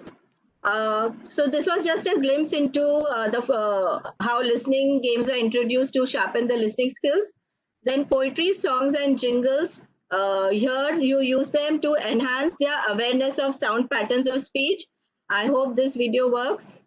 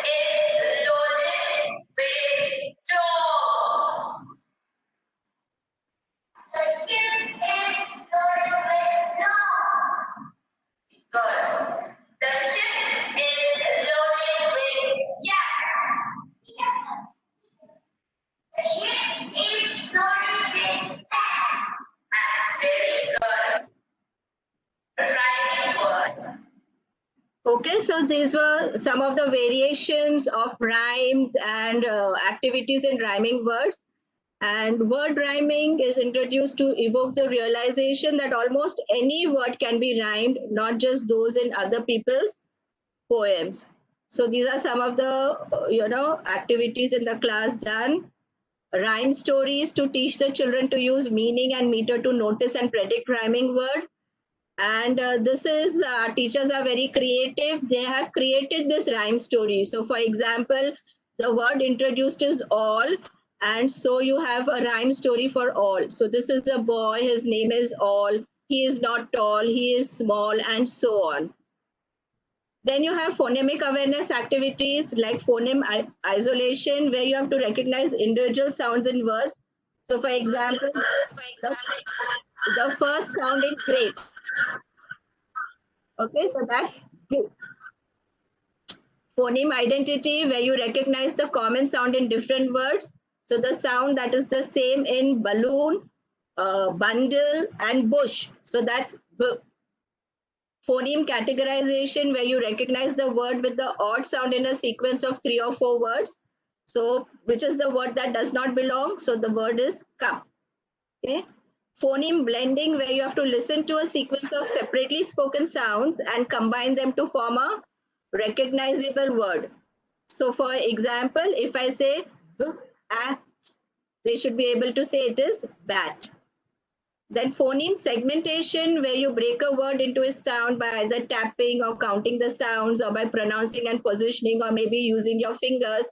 So what are the number, how many phonemes or number of phonemes in 6? So it is there are 4 phonemes, okay? 3 graphemes, but 4 phonemes. Then phoneme deletion is where you have to recognize what word remains when a specified phoneme is removed. So for example, and what is smile without s? It is mile. What is band without j? Ban. What is band without b? And so on. Then onset rhyme manipulation, where you have to isolate, identify, segment, blend, or delete either the onsets or rhymes. So in the word jump, the onset is j and the rhyme is So what is jump without j? So that's And what is jump without That is j. So on the basis of the analysis of books used in primary grades, Wiley and Durrell reported that nearly 500 primary grade words are derived from a set of only 32 rhymes. Okay, so you teach 32 rhymes to the children and you are giving them a vocabulary of 500 primary grade words. When you want to introduce phonics, phonics is sound symbol association. So phonics without writing is meaningless. So while the phonological awareness and phonemic awareness activities are being conducted, side by side the children receive training in pre-writing skills. So we begin with introducing the ball crayons, then the drop crayons, which are thick, to finer crayons. And then you have the pre-cursive writing before you introduce cursive writing and phonics. So in phonics, we have this alphabet chart, which has the alphabet clock, which has the keywords with the letter sound correspondences. And cursive writing is taught simultaneously through skywriting, desk writing, finger tracing, and crayon tracing. So you can see this example over here.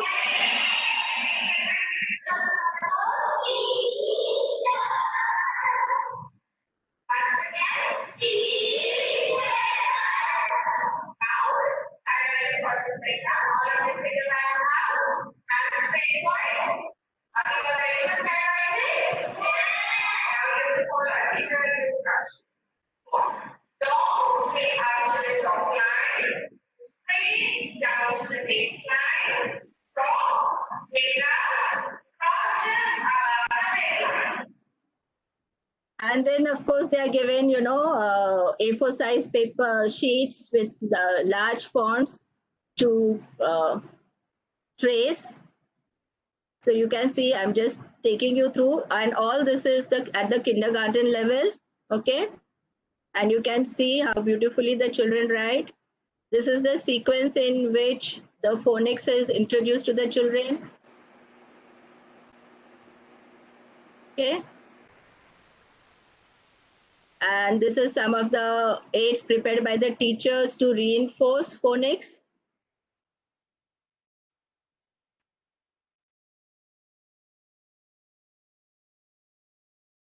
Then analogy phonics, because children come across a lot of words which are not phonetically, which are not phonetic in nature, as well as it's early to introduce the phonics rules to them. So you use the parts of those written words they already know to identify new words. So for example, they are taught old, and then it would be gold, kind, mind, ball, fall, and so on. And then, of course, readers are essential for students to be able to apply their alphabetic and word reading skills to the reading of stories. And it is important to select books in which most words contain the letter sound correspondences that children have been taught up to that point. So the takeaway from this is an effective beginning reading program that comprises of phonological awareness, phonics instruction, and alphabetic knowledge benefits all kinds of learners. Thank you from all the children that you teach.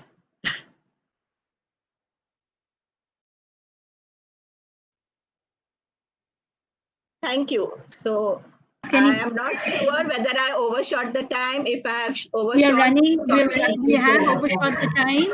Not only you, but the program is running late. So can I request a quick comment from the chairpersons, please?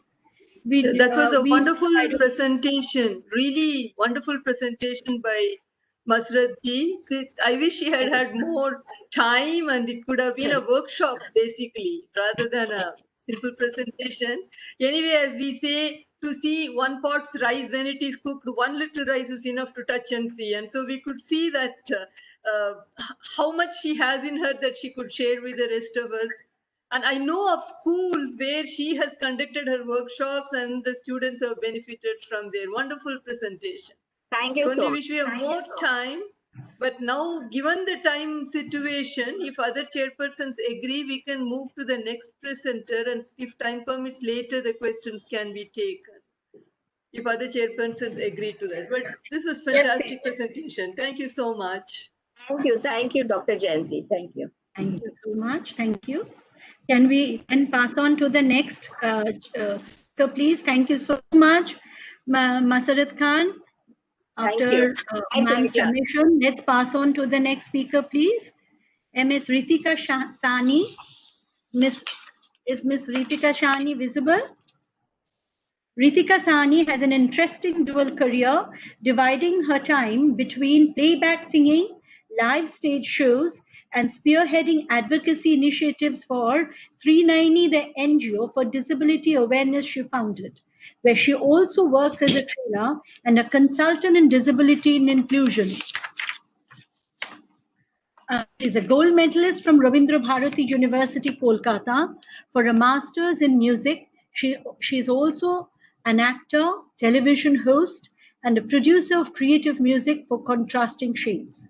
Recently, she was honored to have been invited to be a part of panel at the World Diversity and Inclusion Congress and to have been felicitated as one of the top global diversity and inclusion leaders.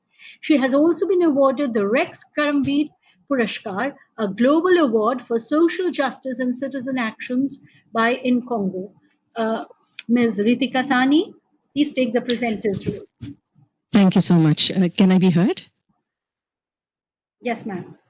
Pranam to Shardaji. Namaskar to all present here, our expert panelists, and of course, the wonderful nearly 400 participants. So Arundhati, thank you so much for doing this, for the resilience that the entire team has shown to come back with this in an online fashion. I am very happy that my presentation is actually 1.5 hours into the conference, because concerns that have already been expressed, and I'm going to quickly go to that and then come to my presentation. Rukhsana ji talked about humanizing education, which is how every child should be aware of how they have to treat each other equally, and there has to be a sense of belonging. Anuttama talked about how a disability or differences need not be a disqualification. Rukshana ji also talked about how inclusion can become a reality. And if disability is a fact and inclusion is an act, then it can only become a reality if you start a conversation with the academic community, if the teachers are given enough information and the knowledge to overcome their fear of taking care of different needs in the classroom. Richard, I've had the pleasure of meeting, talked about the capability approach. What I'm going to talk about today is a tool that has been developed, hopefully, to take care of these concerns. I am going to start my presentation. Okay. Something? Okay, no. Okay, 1 minute. That's a lot. So it's called the, can everybody see the presentation? Yes. Okay, so it's called the collective will, which is required for inclusion. And that's why all of us are here. And all of us need to play our part, and at times together, because we talked about collaboration and networking. This is me playing mine.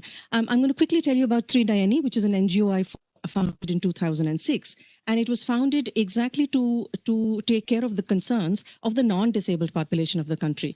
Because if inclusion has to become a reality in all spheres of life, in all aspects of living, it is very important, and I'm talking about our country, that the 90% of the population of our country who are not disabled needs to be at least be informed about disability, because most of us don't have a tangible connection with disability, and we don't want to know, or we don't have to know about disability. But if we want the 10% of the population of the disabled to be their lives to progress the way all our lives progress, it is important that the decision makers who belong to this 90% are informed, given knowledge, given awareness, provided appropriate visibility, and given appropriate information about disability. And 390 was founded in 2006 just to do that. Create awareness about disability and diversity issues, and empower the lives of persons with disability. It is a 390 is a cross-disability organization. I have done my B.Ed in deaf education. I've worked with various organizations, but I now work with all disabilities, and I'll run you through a couple of pictures to show you that the way we like to talk about or increase visibility of persons with disabilities is to really take the entire issue of disability into the realm, into the public realm. So we do a lot of our programs which are all inclusive, and by inclusive I not only mean non-disabled people. The Rights of Persons with Disabilities Act now recognizes 21 disabilities. So I also feel that there not only has to be information that non-disabled people need to know about disability, but even within disabilities, people of diverse disabilities need to be empathetic about each other and need to know more about each other. So someone who has a sickle cell disease needs to know what it is like to be deaf, or someone who is visually impaired should be aware of thalassemia or Parkinson's or multiple sclerosis. So these are a couple of photographs. Mainland China, a Valentine Day celebration in 5 cities. This is an inclusive screening of a film that is a housing cooperative. This is the Mahalakshmi race course. For the first time at the race course in Mumbai, you had 75 people with disabilities.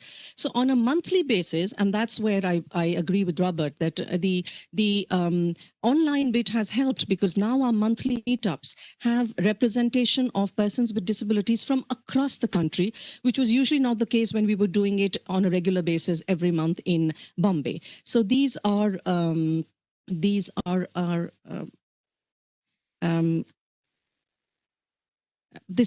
so I also curate inclusive events. This was done for CBM for the Include Vidya campaign. We also run a spa, and at any given point of time, my blind therapists, I never miss out on an opportunity to say yes to anybody who wants to give them some space in a public in a public space. So this is the metro station in Bombay, the one on the right. Then you have. These are the awareness sessions that I conduct on capacity building. The first one is for regular school principals in Bombay. The one on the wheelchair, the person on the wheelchair, is for Air India SATs, because the airline had to understand how to interact, behave with persons with disabilities, for the SNDT University on top, and for the community workers of Sanjog. And so workshops as a trainer and consultant in disability inclusion, I conduct across disability and across professions. Again, everybody reiterated how we need to start a conversation around inclusion and diversity in education. And this musical puppet play we launched in 2019, and I know that teachers from the Maharashtra Dyslexia Association were part of the premiere show that took place in Bombay. And now we offer this show to schools because being an entertainer or singer myself, I like to use the creative medium to talk about inclusion or diversity in inclusion, diversity and inclusion within education through creative medium. So this is a puppet play. I do a radio show on disability. We have films on disability. Now, the reason I'm on board today for this international conference is for this. In order to have our teachers given some sort of first-hand information about various aspects of disabilities, the language of disabilities, the kinds of disabilities people can have. 2 years of research, and we launched the Disability Awareness Game Kit, which has 6 card games. It has a workbook with an original story on disability and worksheets, and it has I'm going to show this to everybody because you can see the book. This is what the box looks like, and this is the information booklet. This is the booklet. This is the magazine, which has an original story and worksheets, and then there are 6 card games.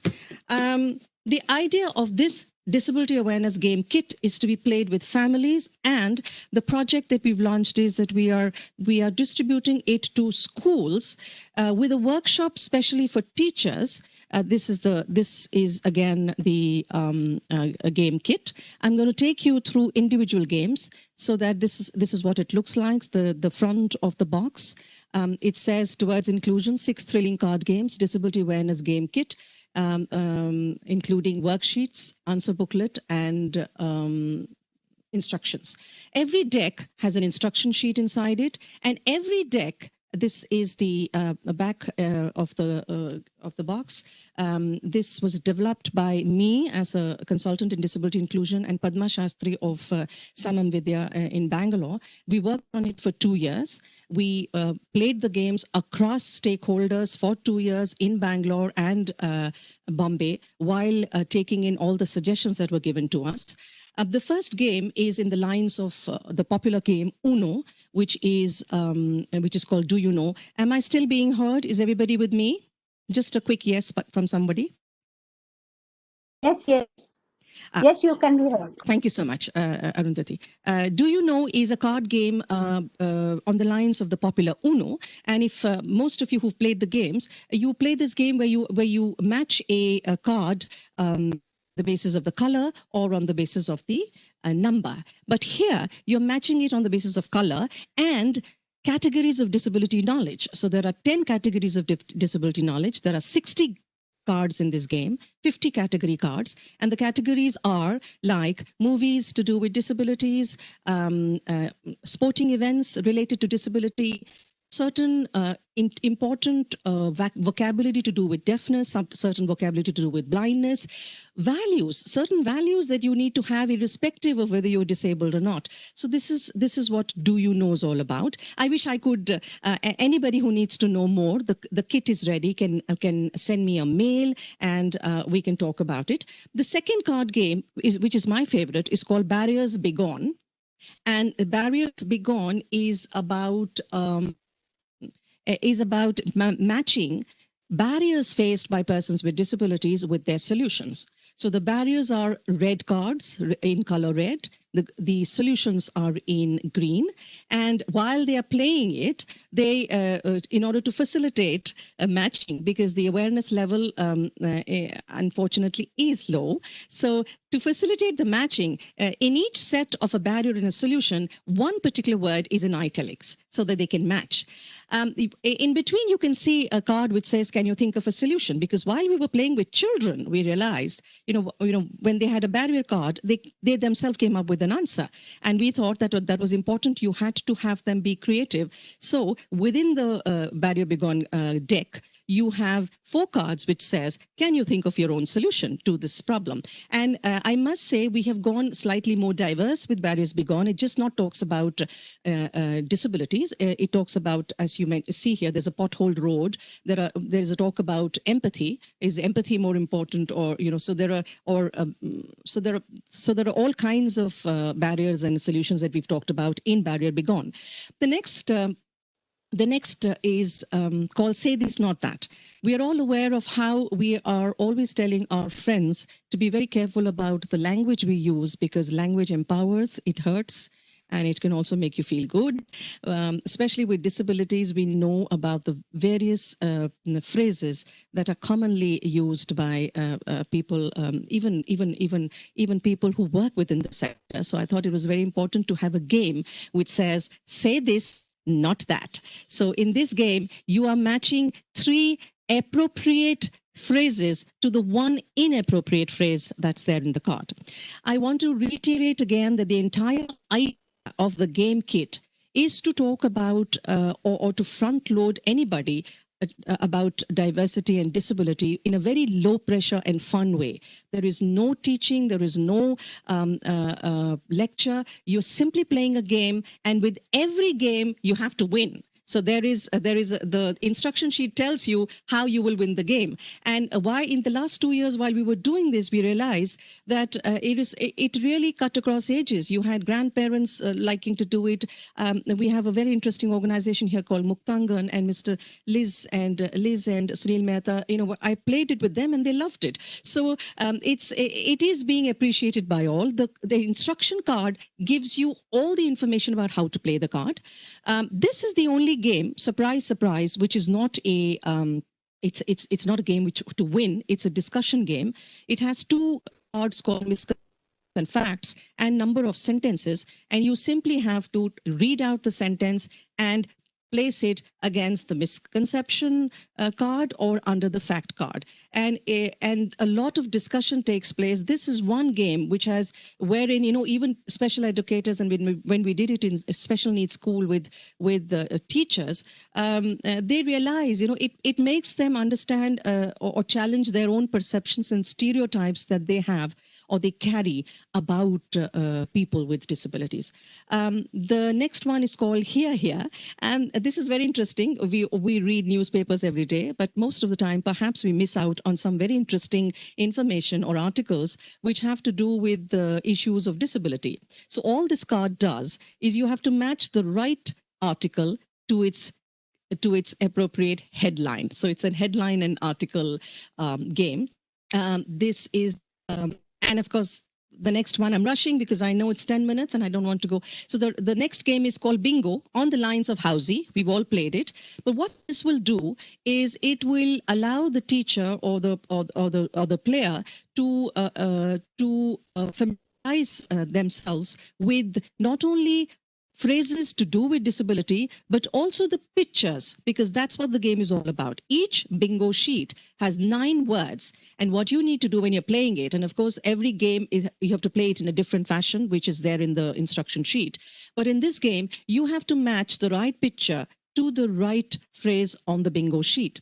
Once again, when we were playing it, we realized that, many of us are not aware of refreshable braille display, or are not supposed to know if you're not working with disabilities. But from an advocacy driven point, or from awareness generation and sensitization, we thought it's still important. So what we've done is every card has a number on it, which corresponds to a number on the sheet. So even if you can't recognize it, you need to then match the card. the number and place it. So we've tried to also make it easy so that people would want to continue to play the game. These are pictures of a few of these pilots that we did across cities and across. This was done. In fact, this was in Maryland in USA. The one where the bingo sheets are on the floor and the Unos on the floor. The one featuring me is the one in Bangalore. This is again, that's Padma in the sari, and this was in her organization.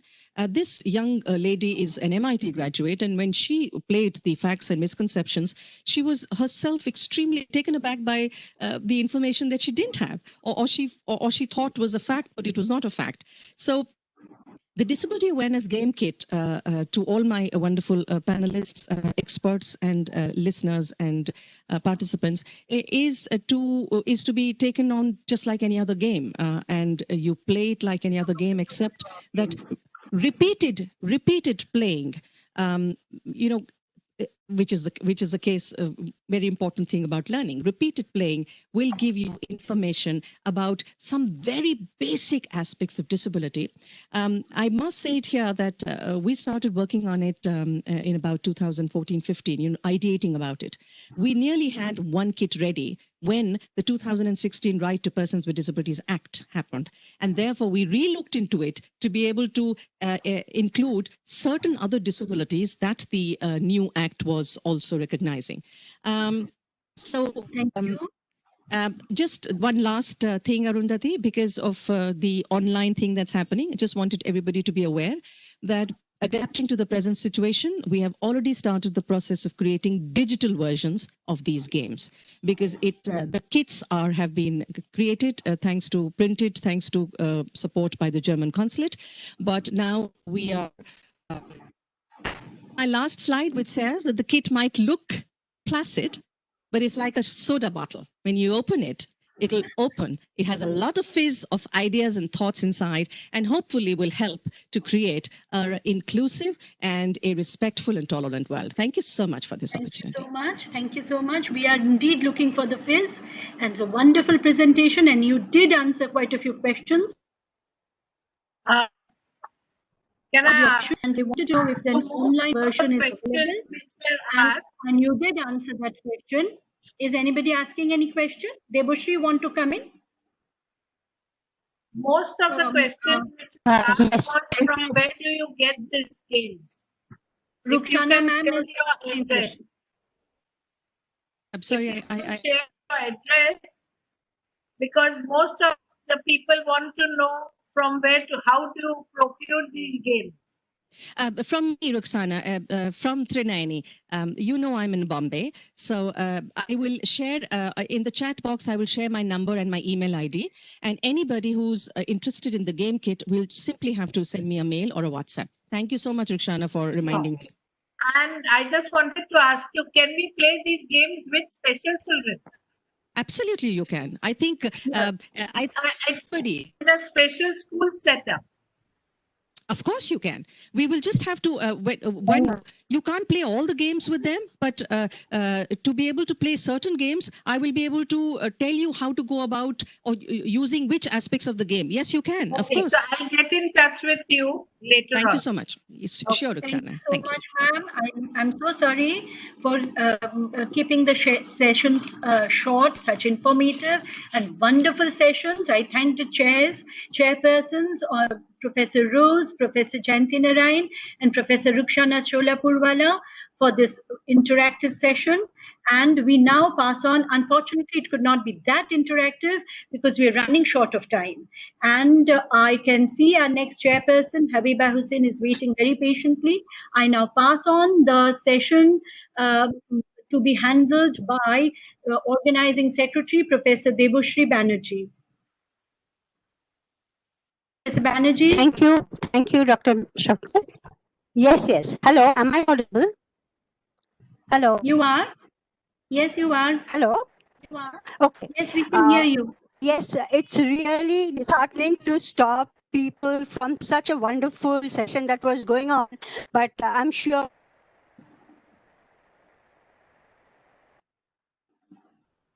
Talk issue. Now there is a drop issue. I think Professor Banerjee's line dropped. Is she back now? Is Professor Banerjee back now? Hello? Madam? Is she back now? Shall we wait for her? Shall I give the introduction to Professor Habiba Hussain? Please ask Professor Banerjee. We are already running late. Okay, I think problem is that. Okay, you can. probably her internet is not is giving her a little trouble. Is she back now, or shall I proceed? Professor Banerjee is back. Please introduce Professor Habiba Hussain and Professor Rajiv Chatterjee. You are not audible, ma'am. Any? There was Professor Banerjee. I'm not. Yes. Hello. Yes. Yes, we can hear you. We can hear you. Yes. Yes, you are. Oh. She has many areas of interest. Some of them are educational technology, educational management, research methodology, soft skills, etc. Now, Professor Rajiv Chatterjee. He is a faculty in the Department of Computer Science and Engineering in NITTR, and he has been here since January 2001. Previously, he was working as a lecturer in an engineering college. I would ask to Professor Rajiv Chatterjee and Professor Habiba Hussain. Yes. Professor Hussain and Professor Chatterjee, could turn your space? Yeah, good afternoon, everybody. Namaskar. Yes, and moving over to our speaker, very important speaker right now is Mr. D. Chandrakar. He is president, founder, member of the Madras Dyslexia Association, MDA, Chennai. It is in operation since 1991. He is a distinguished alumnus, awardee of IIT Madras. He is involved in a number of social enterprises in health and education. He reached the training to over 13,000 teachers, mainly catering to the underprivileged sections of the community. We are really honored to have with us Mr. Chandrasekhar. So, yeah, please connect my video. Yes, sir. Yes, sir. Okay. Now I would hand over the mic to Habiba Hussain. Habiba? Yeah. Habiba. Yeah, welcome all of you, and a special welcome to the speaker of this session, Mr. D. Chandrasekhar. Namaskar, sir. Namaskar. We are pleased to have you in this session, and I think we are already running short of time, so we'll begin with your session. Yeah.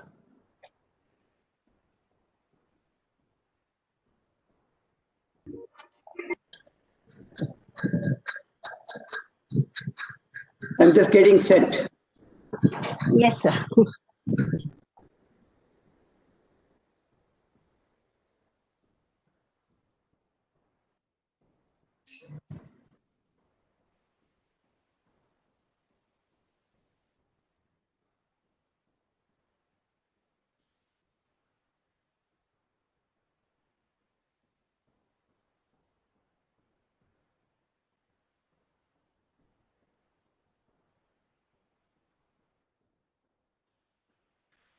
Is my slide visible? Yes, sir, it's visible. Okay. So, good afternoon, and thank you very much for providing me this opportunity to make a presentation in this August gathering of over 300 people. I admire the tenacity of Mrs. Arundhati Sarkar in putting through this program despite all the difficulties that she would have faced. And I do hope I'm able to do a proper presentation here.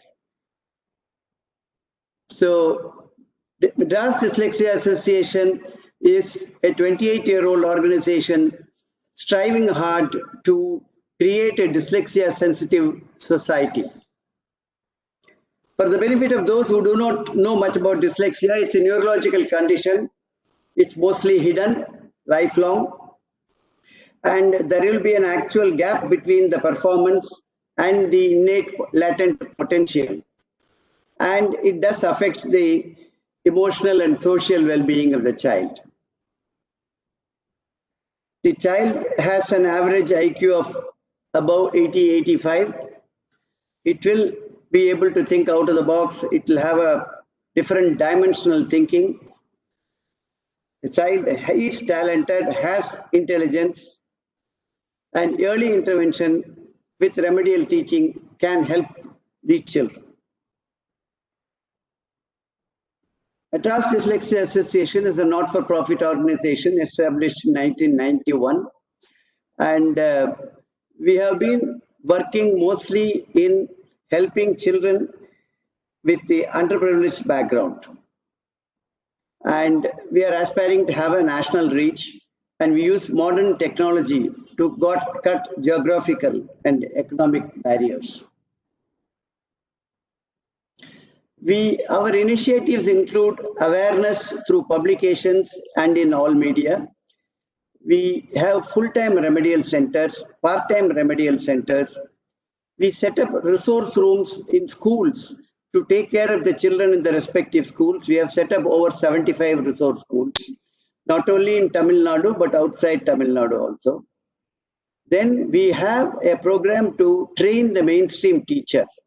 And as was mentioned in my introduction, over 13,000 teachers have been empowered so far.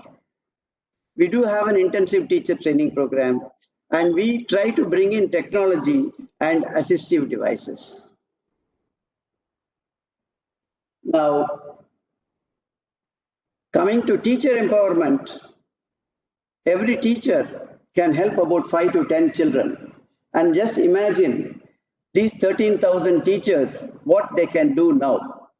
Now, the latest development at MDA is we have a digitized training program operating at the NPTEL platform of IIT Madras.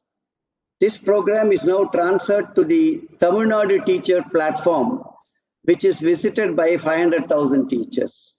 So we are moving towards having greater reach and greater impact.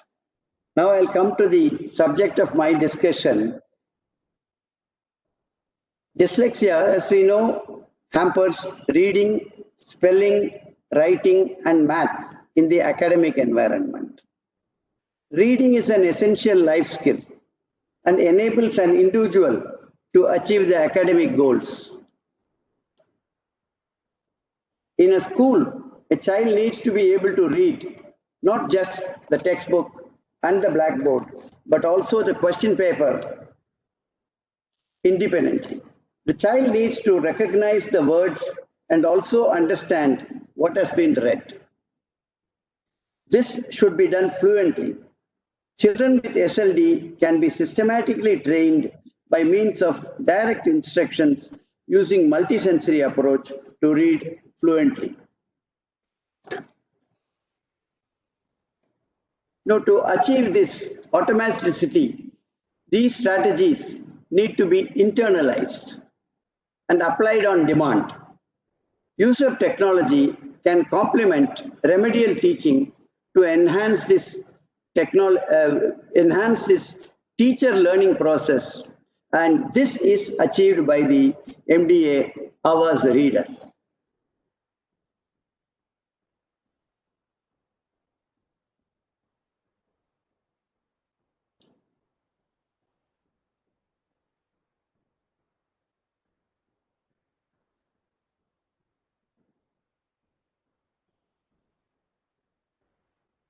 As you see, by using strategies to read words fluently and understand the vocabulary, reading becomes meaningful.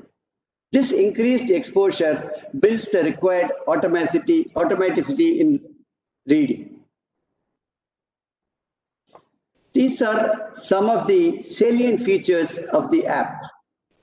Reading out the text or word makes the child familiar with word and its pronunciation. Read the text as seen in print or in a distraction-free text-only format. Tracking keeps the reader on the line and avoids missing lines or words. Easy to access hint button that pops up strategies and hints to read the difficult word. The hints include words that sound similar, as in rhyming words, breaking up the word into root word, prefixes, and suffixes.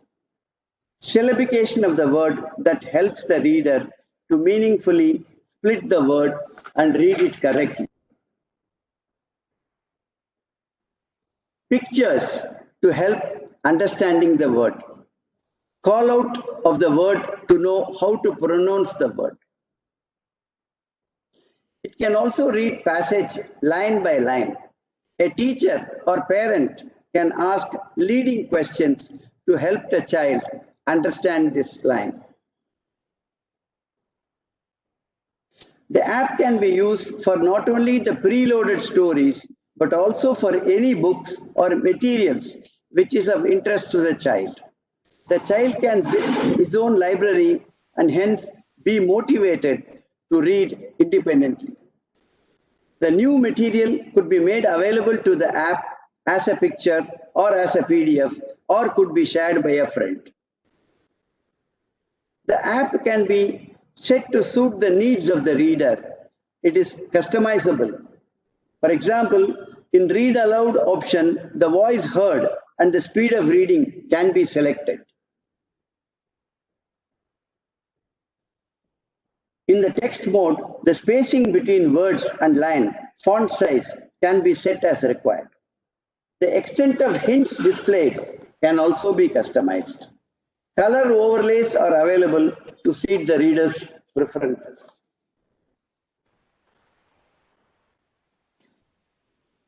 Over 2,000 people are already using this app all over, and we are pleased to give you certain testimonials that we have received from an institution in Calcutta, We Can Resources. Some of the teachers have made use of this app and they found very meaningful results. We have been receiving very encouraging feedback from the users of the MDA Awaaz Reader from all over. The app is in a state of continuous development. Usually, the app is used in a handheld device like a phone or iPad. Recently, we have created an additional facility. By downloading a software, you will be able to operate the app on a laptop, which means you can project it on the wall and use the app simultaneously to teach the entire class. I request you to please go to the App Store, collect a MDA Awaaz Reader app for a 15-day free trial and experience yourself. You may, of course, buy it if you want. We also have a few free subscriptions for teachers working in government schools. That brings me to the end of my presentation. If there are any questions, I'll be very happy to answer.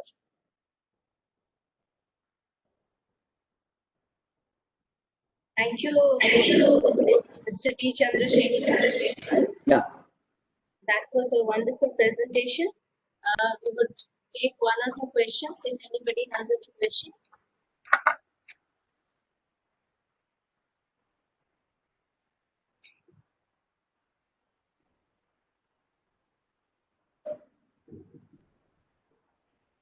Well,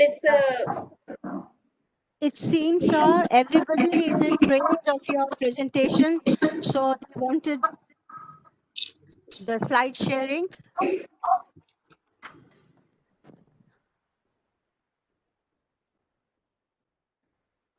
Sir Rajiv Chatterjee. Yeah, thank you, Mr. D. Chandrasekhar, for your presentation. So to sum up this regarding this presentation, I would like to highlight that you very well highlighted the silent features of the dyslexia, outlined the initiative taken by Madras Dyslexia Association, and you also mentioned in your presentation the training of the trainers, we normally called it NITTR, or you can say training of the teachers, that how the system. And you also placed a digital training platform with the help of IIT Madras. And you said that how this can help the child with dyslexia to come out and help in reading another thing. Not to mention that you came up with the mobile technology apps and other things that will help a child to learn. So this was really, you can say it's a milestone, because mobile technology has been penetrating in every society, and especially in the urban area, it is very deeply penetrated. So you have come up with your you have taken that role of the technology and come up with that mobile technology and app that will help definitely children to learn. So not only your presentation, I find that the entire Madras Dyslexia Association is doing a lot of activity through your presentation and your initiative that will definitely help the child to gain something in the future. Thank you very much. It was a wonderful presentation. Thank you. We'll always be happy to learn more, and at times, if required, we'll definitely be in touch with you, because myself, I'm working with technology enabled learning. So if required, I will definitely approach you from my personal point of view, so that you can help us. Thank you very much. Thanks for the Thank you. So I hand over the mic to now Professor Devarsi Banerjee. Yeah, we thank the organizers for providing this wonderful opportunity to be a part of this very important conference. And thank you, Chandrasekhar, once again. Thank you. Thank you, Dr. Hussain and Dr. Chatterjee. I would now request Dr. Sarkar to take charge of the next session.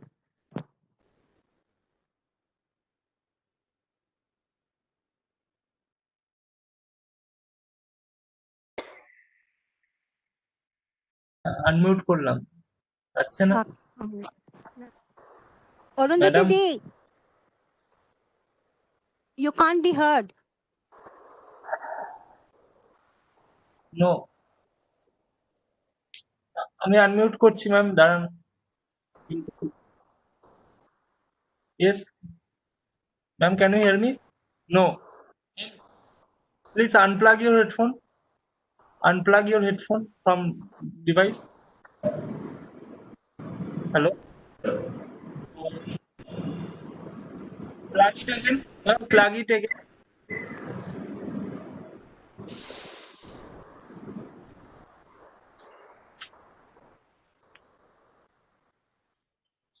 No. No, ma'am. What happened?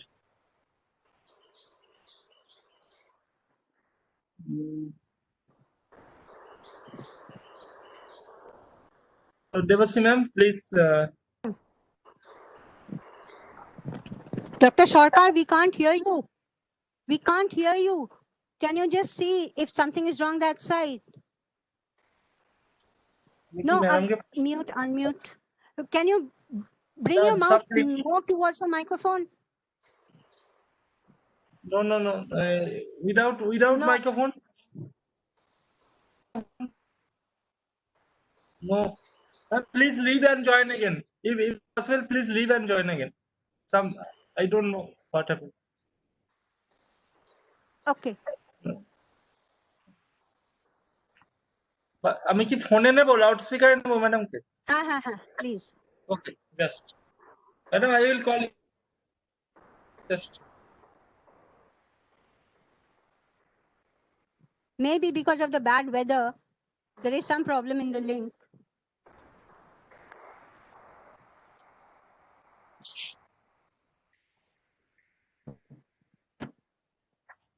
Can you hear me now? Yes. We can hear you. Yes, we can hear you. Yes. Yes. Okay. I somehow have gone out of this. Anyway, I'll carry on. Devoshi, I think it's best if you introduce and carry on with plenary session 2. Please carry on. We are wasting a lot of. Please carry on. Okay, okay. Now we come to our next plenary session. I would request Dr. Nilanjana Sannal, who is going to chair the plenary session, to be on stage. Dr. Sannal. Dr. Nilanjana Sannal, madam. Okay. Okay. Now we'll have Jayanti Narayan, madam, and Dr. Kishore Thomas. I'm here, Professor Banerjee. Thank you. Okay. Good afternoon. Very good afternoon, madam. But I don't know whether I cannot see Nilanjana madam out here. Yeah, I'm here. I'm here. Okay, madam. Madam, will you please take charge? Okay, thank you, madam. Yeah, I'll definitely. Okay. Yes, madam, you're audible. Yes. Am I audible? Please turn on your video. So, switch video, please, Nilanjana di.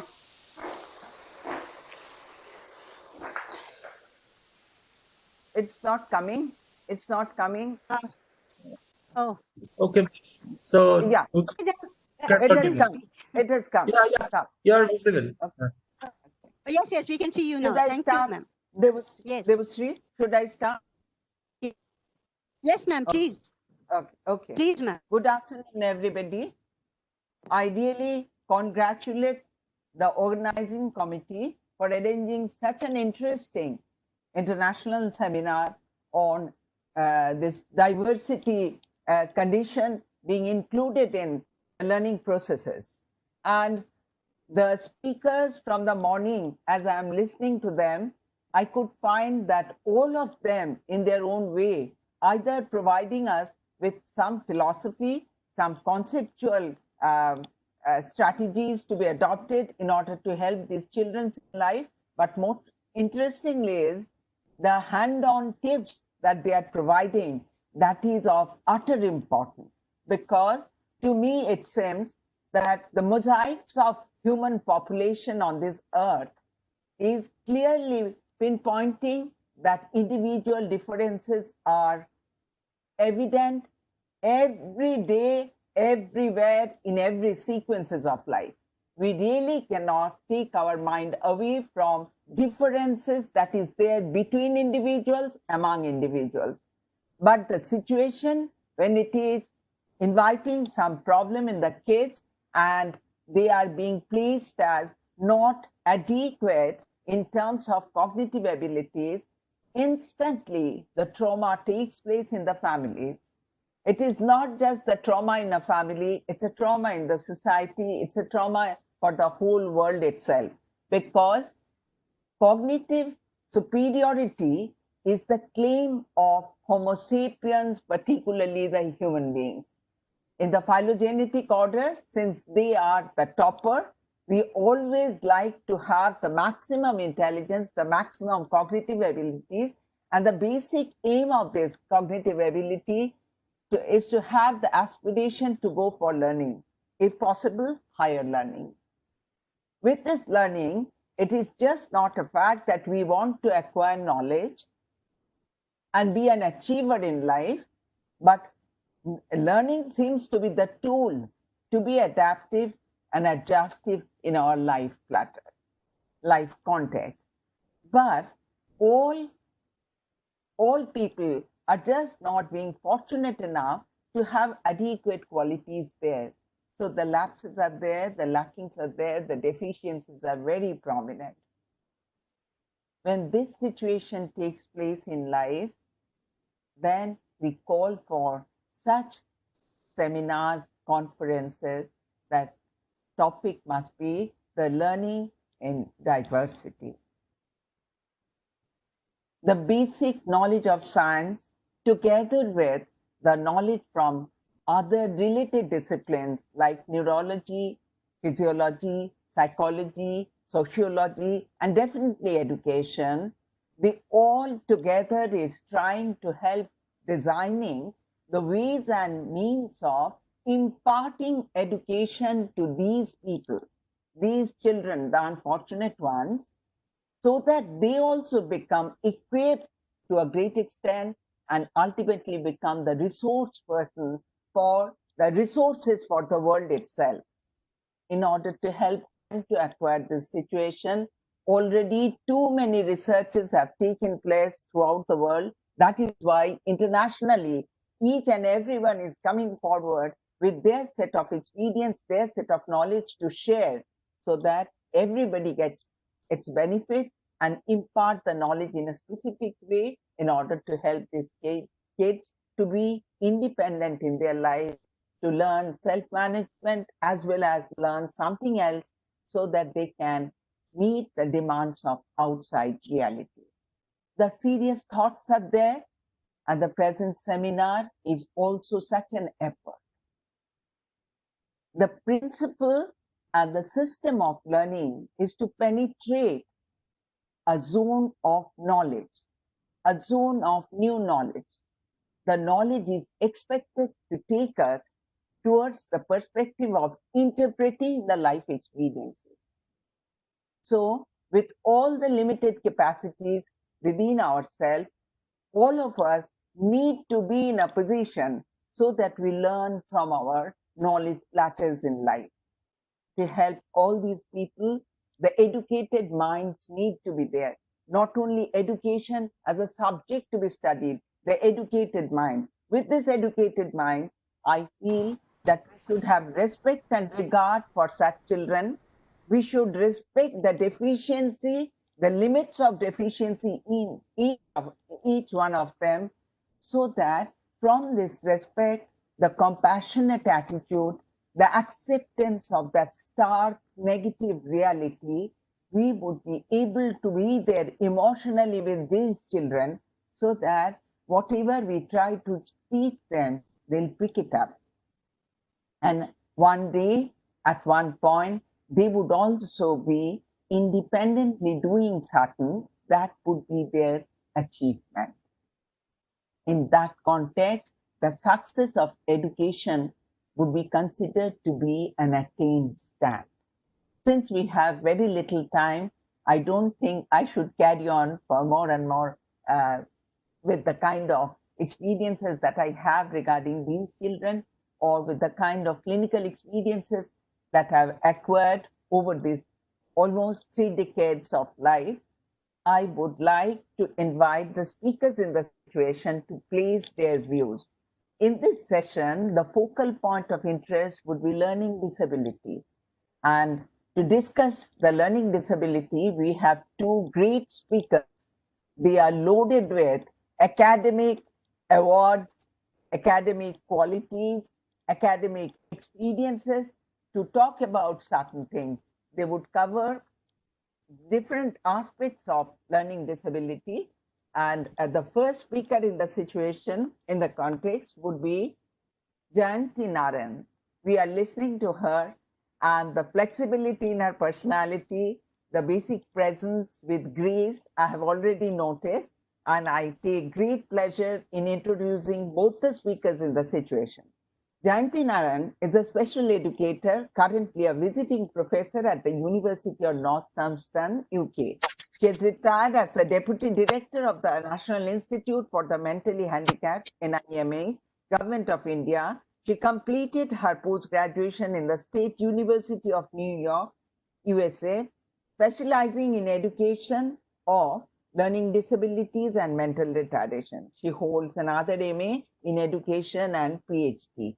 She received Fulbright Senior Research Fellowship for postdoctoral program at Boston College, Massachusetts, USA. She was awarded honorary doctorate by the University of Northampton in 2018.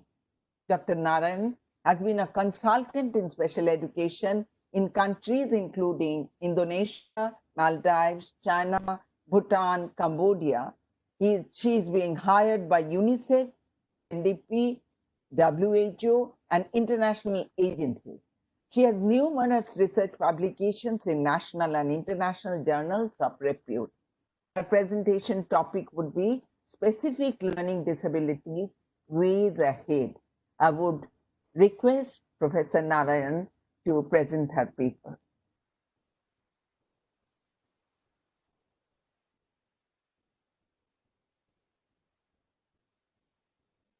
by the way you said, the platform for us. I thank Kolkata University and Manochetna for the opportunity that you're giving me part of this conference. I'm learning so much. Each speaker has been so wonderful, diverse in the content they were presenting. I couldn't see a petition except endorsing the Lanjana's presentation, not put in a nutshell, was wonderful. I'll try to do my best given time. And thank you all so much for this opportunity. I'll have PowerPoint shared. Is it coming up? I've shared the PowerPoint. Is it coming up? It's still coming. Please wait 10 to 15 seconds. It will come. I can see it shared. Do you see it shared now? Seeing it shared? Yeah, it's visible now. Okay. We can see now, ma'am. I'll make it full screen so that it's visible in small. Click on slideshow and yeah. Now it is full. Yes. Yes, I'll move it myself. Okay. Now, diverse learners has been your team. And who are the diverse learners here? So, those identified as academic underachievers, generally for any reason, are considered as diverse learners. Could be due to disabilities, could be due to socio-cultural issues, could be due to poor teaching, which all of us teachers have to give us a role there to see, am I right in my teaching before you call a child underachiever?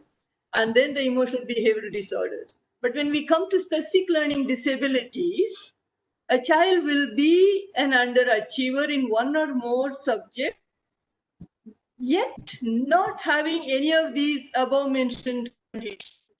That is, he will not have a sensory, motor, or intellectual impairment in him. Emotional issues will not be there, and the teaching considered to be going well. You will find the child not doing as well as. Then you suspect LD, SLD, now they call it as SLD. So the first step we take towards diagnosing specific learning disability. Get these other conditions that has been mentioned here. Say, oh, all of these are okay in him and still he is not learning. Why? And first we will see what happens to him as a secondary effect of the SL, because those invisible conditions are not easily recognized. Many a time it leads to other secondary. I urge all the teachers to be sensitive so that we not allow the child to get into this. Now look at this cycle that has on the scene. Look at the top position, the 12th position, as you see. The teacher first gets alerted and she finds poor marks being right. The child has to go to tuitions. Some teachers, good teachers, take the child after the school hours and free of cost try to help this child by just parents do what you can. Some are sarcastic too. I'm not spending more time on this because we're all teached of you and you know what I mean by this. So when this becomes concern, the students start to feel very powerless. The student thinks I'm doing best. What am I doing wrong? I have to be wrong. I'm just like anybody else. These children do not have any condition in them that indicates learning in him. So he's not like he's angry. I am doing my best, but still the like me kind of. So his feeling turns to beliefs that he thinks that he believes the teacher is indifferent to me, the teacher is mean, the teacher doesn't like me. So what does he do? Actually, our feelings, when repeatedly endorsed, become beliefs. And the beliefs lead to our actions, right? So the action here is incomplete work, slow, messy, negative. How much ever I do, the teacher doesn't appreciate. Why should I effort? Number one, teacher doesn't understand me. Whatever I do, the teacher finds. Take this example of this child against another child in the class. This child tends to get a aggregate of letters. Child is getting a 90%. Both of them work hard, work hard, work hard. So the child works very hard. 20% has become a 36.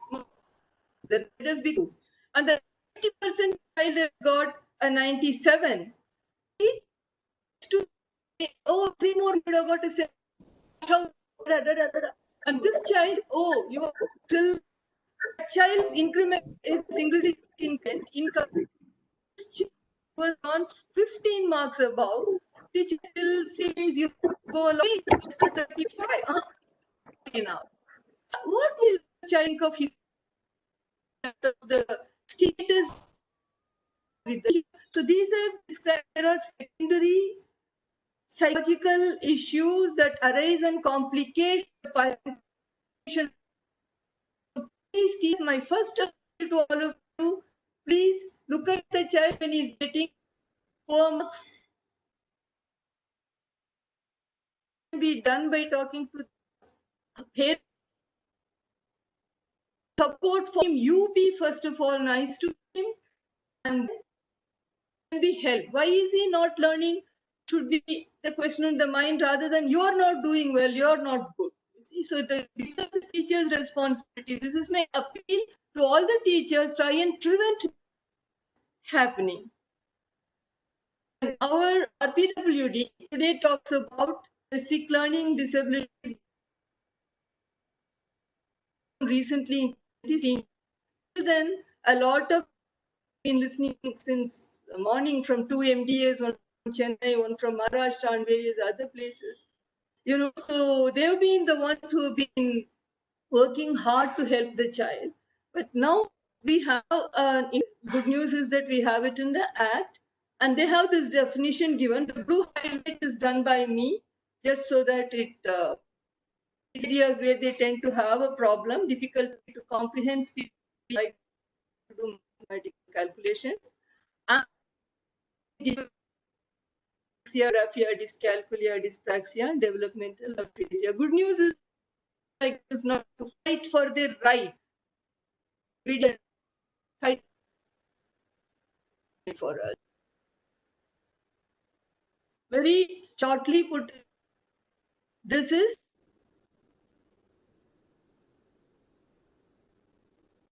available.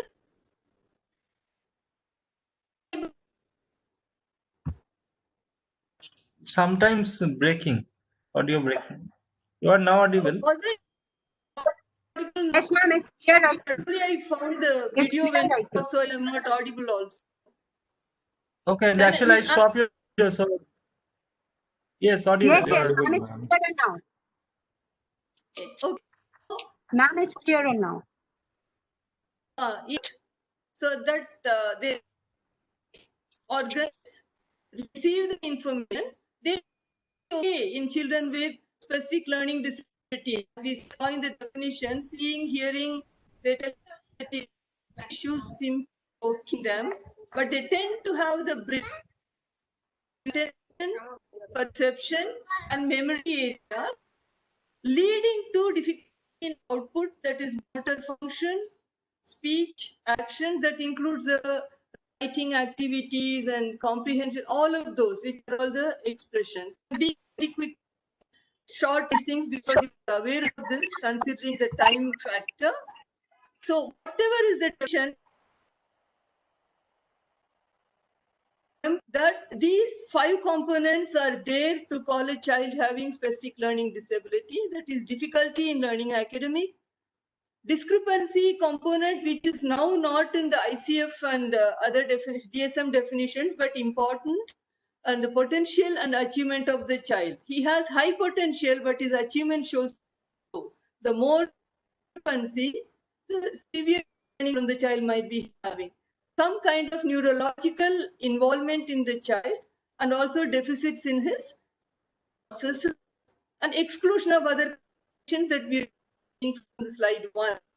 No sensory motor intellectual impairment in him and yet having a learning issue.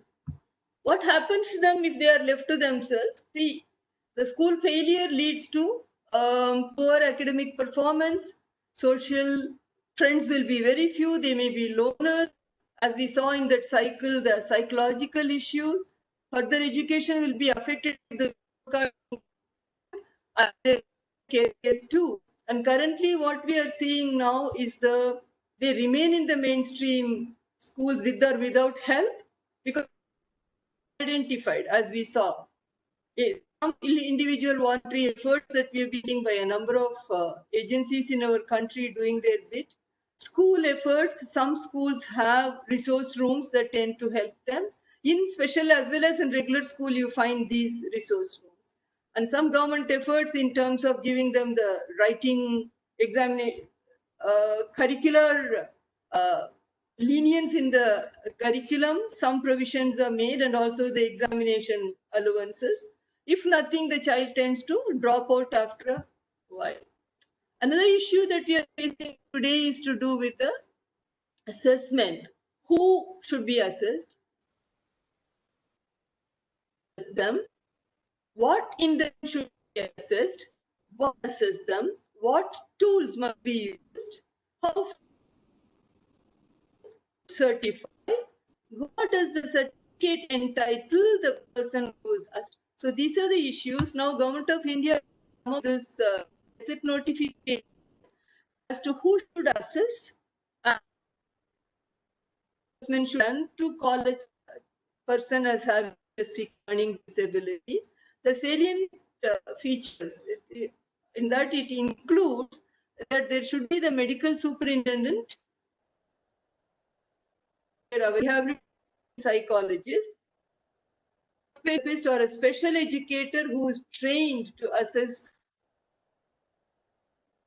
disabilities. Among the various disability assessments that Government of India has come up with, this is the only assessment where an educator or a special educator has been given a place in the team. All others have the other specialists, whereas being exclusive to the problem to do with the academic, a special educator has been included in this team.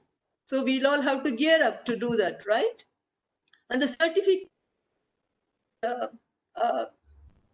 being given to them, the child should not be assessed at the age of 8 years. Reason being, give him 2 years of academic exposure before calling him or labeling him, because without an exposure, you can't do justice to the label you're going to give. So let the child be in the school system for a minimum of 2 years, and you see the difference between his potential and achievement, or having no other disability or disadvantageous conditions, he still fails. Allow the 2 years to assess all that informally. Then you do the first formal assessment.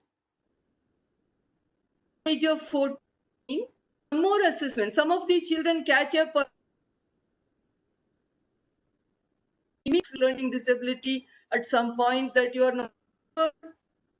So various reasons. So do it at the age of 14.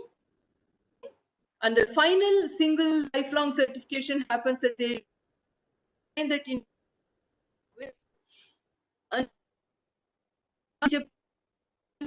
totally we are having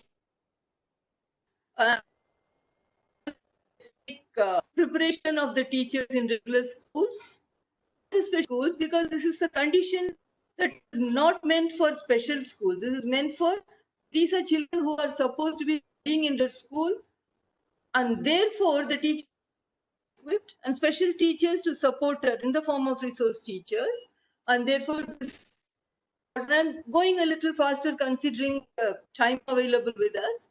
And there are supports, meta-analysis done saying that the regular school teachers are ready to work with these practical problems of the preparation to be a teacher for children with disabilities Look at the study done in 1996 with 28 studies meta-analyzed, and this is the see the recent reports. You teachers see, but teachers are not having the time and competencies. We need to work towards it.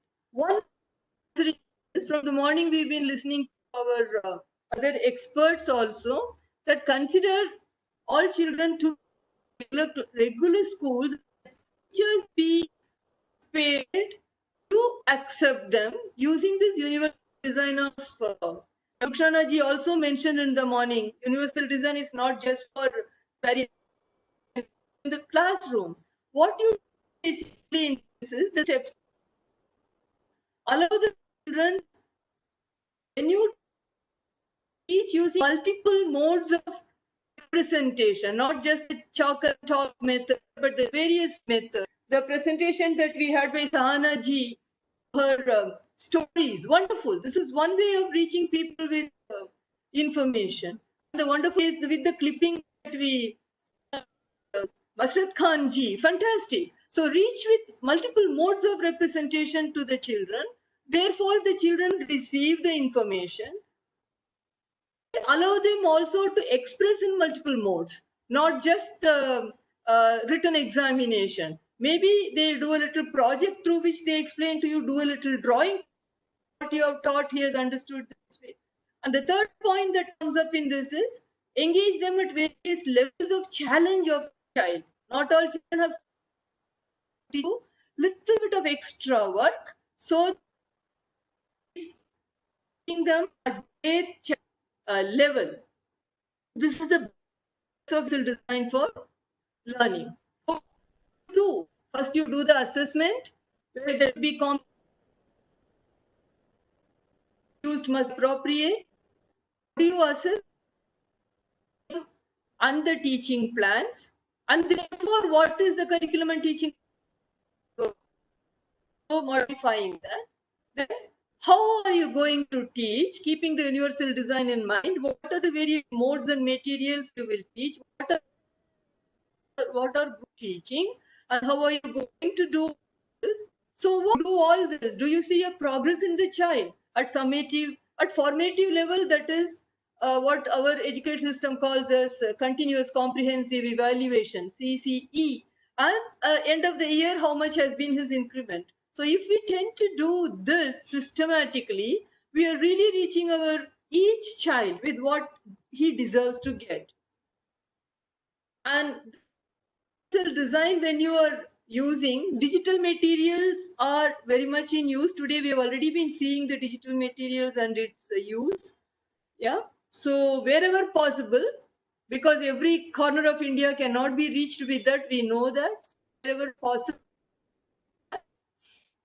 this is one of the classrooms that you see. The children tend to have a video conference. Second grade children. So today's children in the country, some of the world, are lucky to have this, but many a time where they cannot be reached, well, we have to look at alternatives. These are some of the web links of India. I think I will send this PowerPoint to Arundhati so you can. This is a web link reaching with to children with. I have mentioned here that of Sri Chandrasekhar ji, that he gave how it functioned. It reaches all children with disability. Very easy. Not only children with SLD, but all children with disability, they are friendly. They are storybooks, graded storybooks, grade 1 to grade 4. Beautifully done. Yeah, and different instruction is one more thing. I'm touching, considering edition is one where you use various teaching various out that reduces or increases the child's capacity. Output again is based on the child's capacity. Alternate curriculum used, all of those. In other words, you would tend to use all of these techniques when you do differentiated instructions: accommodation, adaptation, modification, team teaching, dual teaching, cooperative learning, CCE, learning, yeah. Ultimately, you will have equality for equity when we or equity it must be, it should be quality. Make sure that equality is maintained, opportunity for all children. And multiple intelligences, if you know, in children with specific abilities, looking for their other abilities all the time. Apart from academics, please keep looking at all the other abilities. One of them may be very, very superior that he may make his life with that. So this is very important. Look at this. I want to close with this by Branson, who all he says, more than 50 years have passed and I am still as bad at spelling as I was at school. I know I am not alone in this struggle though, and it is wonderful to have networks like Made by Dyslexia helping the world to understand, value and support people with dyslexia. At the end of the day, dyslexia is just a different way of thinking, not a disadvantage. He says it all in one quote. And that is what we all want to live and strive towards helping children who have this problem. Thank you all. These are some references. And thank you all so much for the opportunity. It is important in the area. Thank you so much.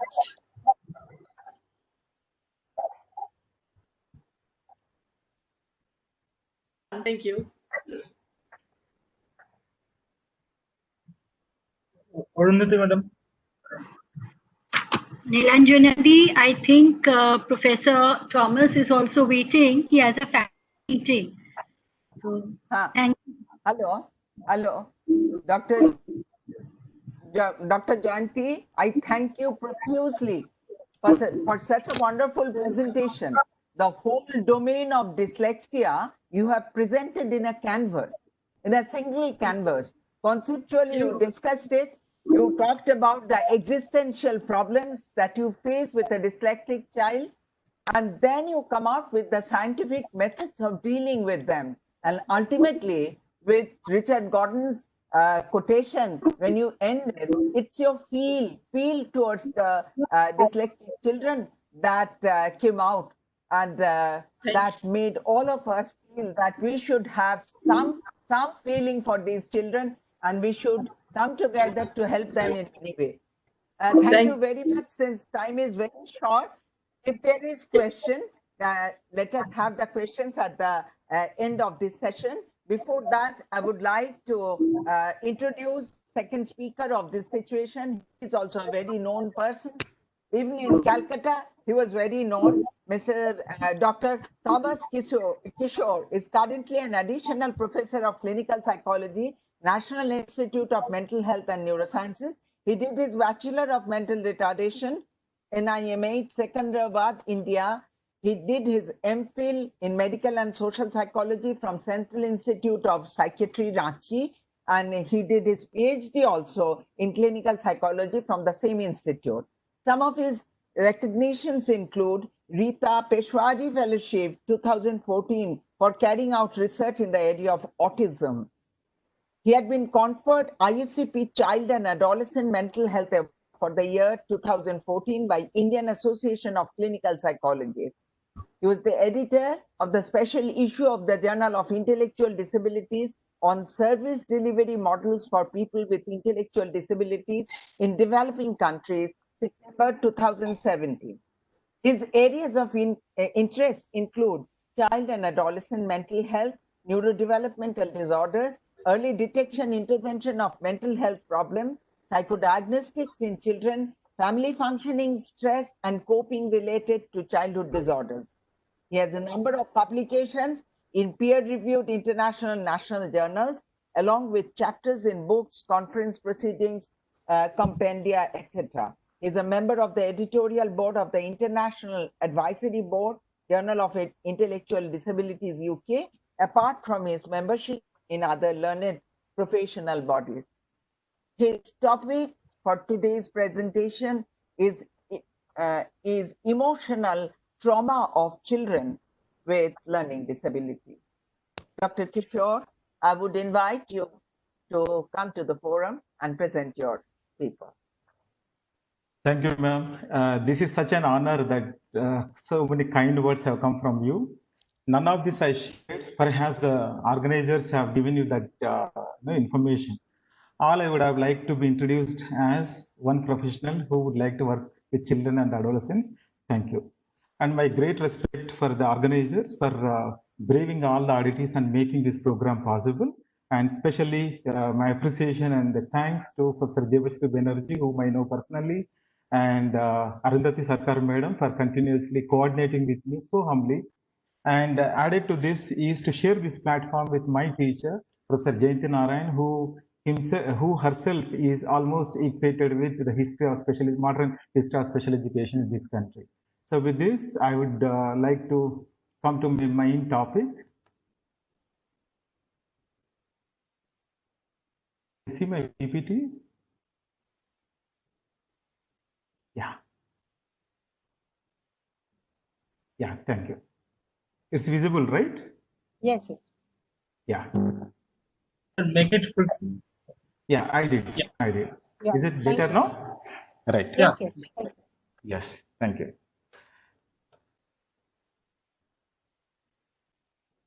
My talk I'm going to present under the following headings, just to briefly draw support on what SLE is, and also to understand what causes, so that whether we can draw implications for psychosocial interventions and the developmental significance of this invisible condition and the need for emotional support from the point of the emotional impact that we have evidence for intervention and conclusion. Since we are all aware that SLE is a neurodevelopmental condition and primarily it's regarded as a language-based disorder, the implications are that unless the child is showing some kind of problem manifesting in reading, writing, and arithmetic, that no way that we can identify this condition. So unlike other sensory motor or neurological conditions, we know that there are no physical symptoms that can give clue about this one. Therefore, even anything that we talk about, early language abnormalities or any other perceptual problems that are commonly thought to be indicative of SLE are not very specific to SLE. Therefore, the condition typically goes. Should I stop for a second? Therefore, the condition typically goes unnoticed till the child starts failing in academics. And the impact is that as the child is growing, the brain also becomes less and less plastic, and it becomes less amenable for any kind of intervention. Not to say that we cannot intervene, but with the growing age, the learning styles will become little solid, and the child also would have developed his or her own compensated strategies. Then intervention will become little problematic. And then because of this peculiarity, sometimes the crucial sensitive period for intervention also could be lost. As the previous speaker has said, Professor Narayan, and also we are aware that SLE is an exclusionary diagnosis, that to identify this condition, we need to rule out that the child does not have intellectual disability or gross neurological deficits or uncorrected visual or auditory problem, and most important, emotional disturbances such as anxiety, stress, etc. But at the same time, somewhat counterintuitively, this condition has also been recognized to coexist with co-occurring conditions, meaning that even if a child has primarily intellectual disability or maybe specific neurological conditions such as neurodevelopmental conditions such as ASD or ADHD, and even emotional disturbances such as anxiety and stress, even the impact could be seen on the occupation, and primarily that could be evident through academics and scholastic performance. And then, since scholastic skills is not a function of biological maturation, unlike other things like as we grow up, we learn to walk and talk, etc. But the reading and writing and arithmetic put together, the learning abilities are something, they are not purely dependent on biological maturation. They have to be taught and learned. Therefore, a host of psychosocial factors can come into play here. What are they? That metacognitive skills, how a child is able to utilize his own cognitive functioning to regulate, understand, and mediate the entire process of thought to come out with an appropriate action and behavior.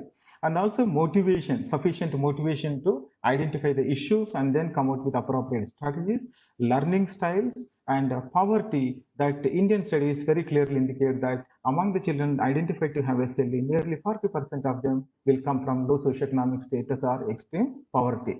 And social attitude, that sometimes SLE is an alien phenomena, that it doesn't exist. Even if it exists, sometimes it could be a rich child syndrome, that perhaps parents or the school is trying to manipulate what the child could have otherwise put in effort and overcome the problem. So societal attitude sometimes, and school related and quality of instructions and the curriculum load also can play significant role. This data is coming from the Indian studies. Then what are the developmental significance of learning problems as such? That why we need to give so much importance to that. Child's psychosocial development, particularly during the age of 6 to 13 years, will be heavily influenced by academic excellence and learning, in which the approval of the teachers, peer group, and school, and also the significant others such as parents, family members, siblings also will play an important role. That means when we equate the child with academic abilities or scholastic achievement, we can understand the kind of enormous stress that could be placed on the individual. And lack of positive experiences with academics can dent, therefore, the self-esteem, self-identity, which in turn can affect future developmental competence and quality of life. And these are from the theories from our education psychology background, we can correlate to that.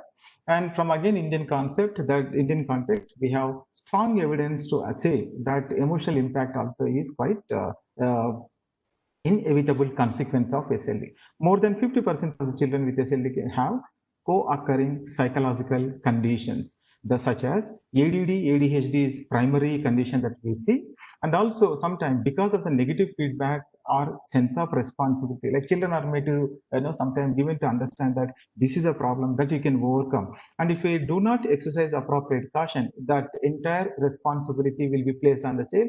And then in order to overcome that, some children may try to fix things diligently, which in turn can manifest as obsessive compulsive disorder in some cases. Therefore we see sometimes children, though the answer is correct, they go on rubbing, correcting, overwriting, they want to try out various answers. These are how sometimes anxiety disorders also can manifest. And even if not as full-fledged disorder, social, behavioral, and emotional symptoms are very common, which can further affect learning disabilities, such as low self-esteem, poor self-perception, and perceived peer relationship, how people are alienating them, or maybe ridiculing, not extending appropriate support, perceived social competency, that it is learning disabilities are there, means that there are no other abilities are there. That's how the child is made to understand. So therefore, lack or having the capacity in the learning domain is equated with the capacity in other areas. And context for traumatic experience. So in the context of SLD, how a child can encounter negative experiences. It can start right from the beginning of performing. That the meaning given to the learning impairment, like what are we telling or sharing to the child? Is it a neurological condition? Is it a disability? Or is it a kind of psychiatric condition? What exactly, and what kind of connotations that we are attaching as significant others? And so even the academic failure, sometimes the child is at fault. This is what we make them understand. And then sometimes it can also lead to inevitable labeling of the child as dull or slow learner, not good for anything, or maybe not fit for academics. Various labels will come at a very late terminology. But even at the technical level, that very term such as disorder, disability also could be quite taxing for the child emotionally. Therefore, disabling, the condition is disabling, therefore the future is also doomed, because all our occupation, future quality of living, independent life is heavily dependent on academic excellence. Therefore, learning disability means lack of bright future. Then this all can create enormous emotional impact on the child. The very diagnostic process, somewhat paradoxically, and the very process of accessing supports also can create a lot of frustration in the individual child as well as the family, like having to revisit certain painful realities as part of the health seeking process, and the guilt for situation of the parents. We also sometimes come across the children crying and worried that because of them that the family has to undergo this entire process, and anxiety about uncertainty. And lastly, the reductionistic approach to supporting SLD, that sometimes we'll be debating whether it's educational or psychosocial and medical, but why not everything together as holistic? In this context, intervention approaches have to be multidisciplinary in nature, holistic but not compartmentalized, wherein the medical, therapeutic, educational, psychosocial services are made available not just as one point measure, but all crucial junctures of the development of the individual. And conducive school and home environment that includes child-friendly school policies, attitudes of teachers, peers, and others, supportive family environment. And the pitfalls could be sometimes parents and the school also can be on the overdrive that, because we need to help, sometimes we also unwittingly tax the child. So that needs to be moderated. And communication, which communicates due regard and respect to the child, irrespective of the condition, and need-based individualized work that encompasses an understanding of the condition, thorough knowledge and creating awareness, making the child part of the decision-making process right from the beginning, and psychological educational support for skill building and developing compensatory skills. In conclusion, SLD is an invisible condition because it doesn't have specific physical manifestation, which itself can impact the decision making and access in appropriate support. SLD is also associated with psychological disorders and, if not disorder, symptoms, which we cannot ignore. There are several contexts in which individuals and families can experience setbacks, stigma, and alienation in making sense of the condition and accessing support. At least, if not the condition, we can reduce this, which are modifiable. And intervention should go beyond academic support and include psychological and social support at every developmental stage that is relevant to a child with SLD. These are some of the important references that I've come across. And then once again, thank you all for this wonderful opportunity to make my presentation.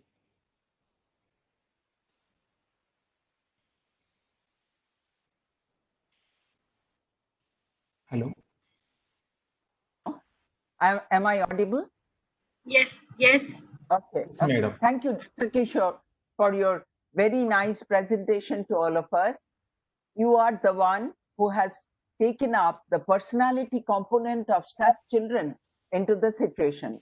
From the very morning, we are listening to different presentations where each of the speakers, each of the experts have highlighted the point of inclusion for all these children. And you have spoken of just not including them into the academic situation, but also to include them within your interpersonal context, in the social situation, in the emotional interactions that take place in our general situations of life. If we try to include them there, the basic guilt feeling that they suffer, that our parents are suffering because of us, and this is their existential feature. They are born like that, and we all try to help them to come out with their deficiencies. But since people are not readily acceptable to this situation, the realistic acceptance of this fact in order to act properly for them has been highlighted by all of you, particularly in your paper. I could feel the touch of that area. So very well integrated paper, very well integrated presentation of both of you. We are taking back the experience of having your experiences in a summarized version. Some points, if we can keep in our mind and practice in our daily life, whether we are directly dealing with dyslexic clients or not, but in social situations, we are coming across them. If certain points which we have picked up from the morning, if we keep those things in our mind and improve on our general acceptance towards them, the compassionate orientation of each and everybody around them would make their life little more happy. So with this, I think if there is any relevant question from anybody within a very short time, you can place it, and both the speakers are ready to give the answers to your query.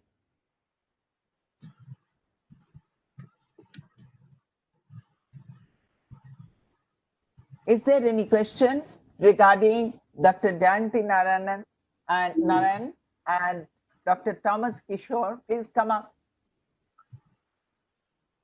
Hello.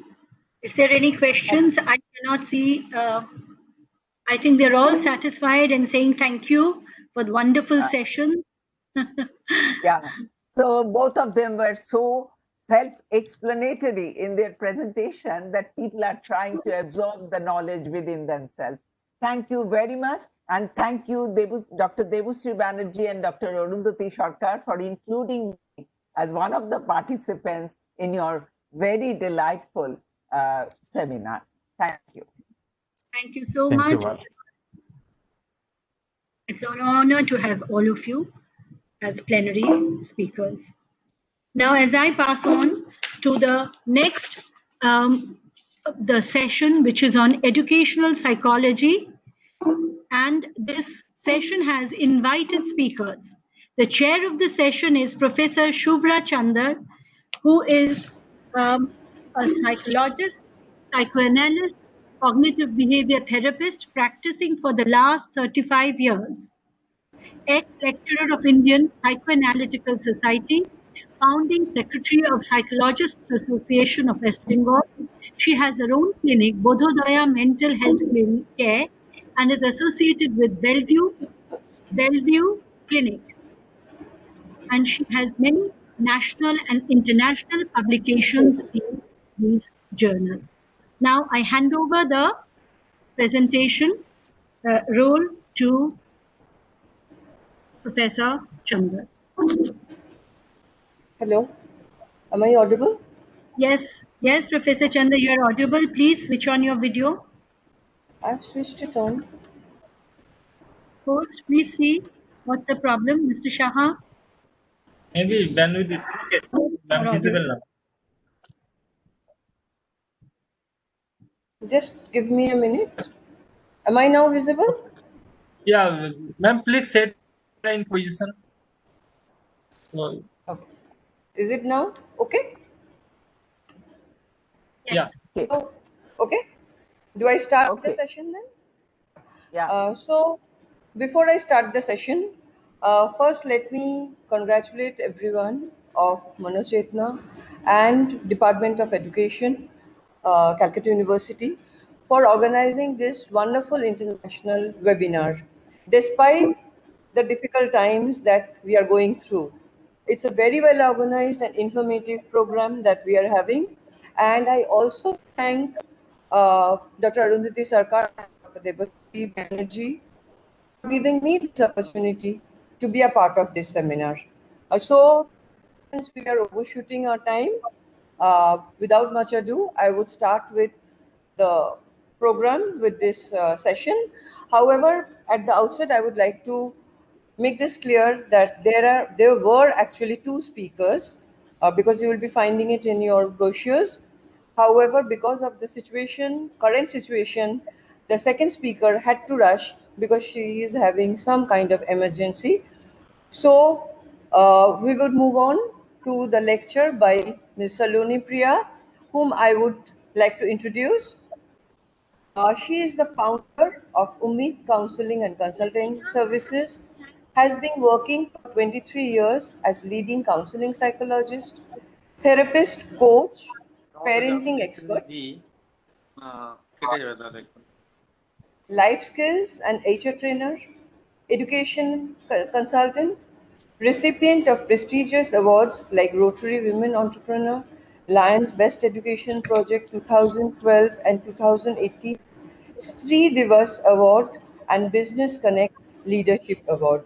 So I welcome Ms. Priya she is very well known here, I think. So she needed no introduction. However, the mic is all yours. Please continue with your lecture. Thank you, Shuvra. Thank you so much.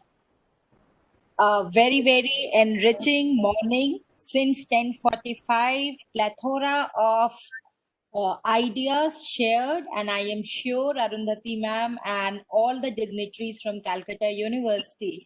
It is a city of joy which has today created more joy for a very large section of society.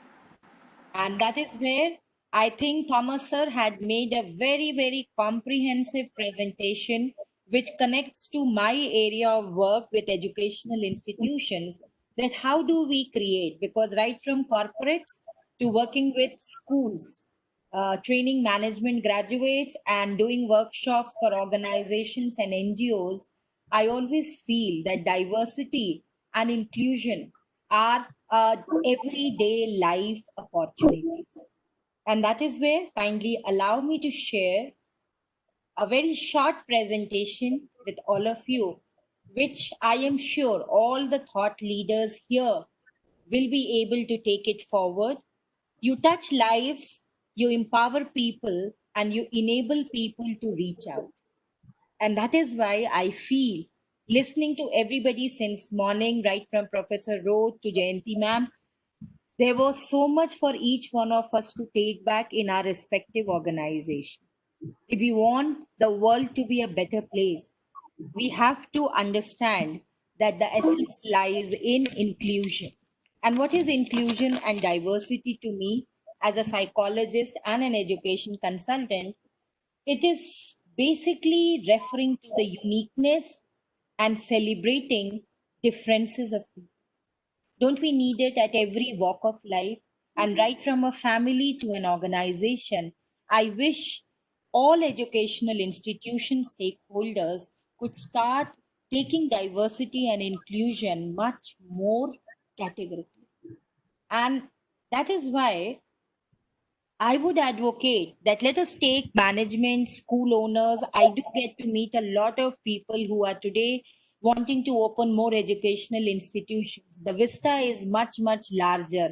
Arundhati ma'am, so many of us, haven't we seen in the last 20 years what has happened in education did not happen in the last 70 years.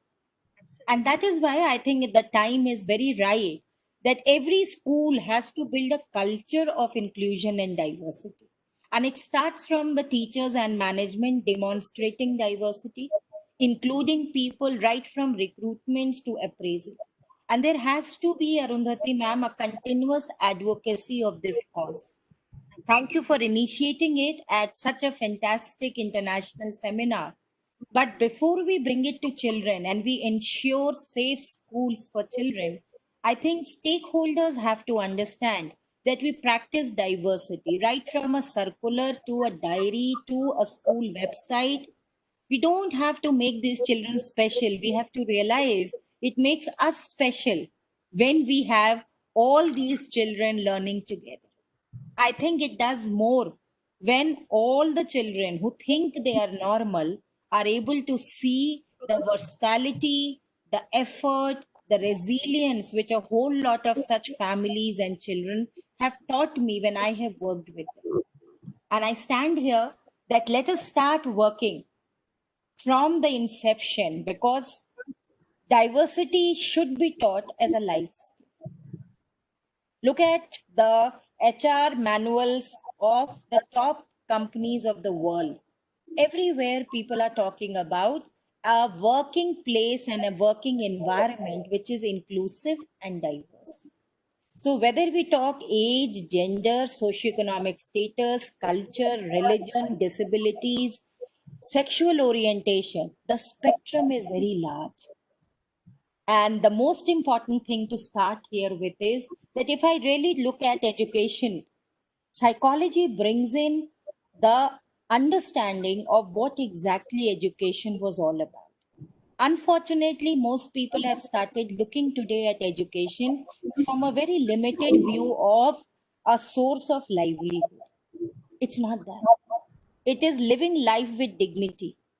It is having a contribution to the socio-cultural climate. And that is why some of the initiatives which Umeed, my organization, does with schools is right from a classroom sitting arrangement, creating multidisciplinary teams in schools where special educators, counselors, therapists, everybody is included in school, not for a problem, but for building a culture. Sports and co-curriculars, why can't we have people included in for sports and co-curriculars teaching with a certain amount of personal challenges where they become role models to the children there? This has been, Arundhati ma'am, a very successful experiment which I have done with many Lions International projects.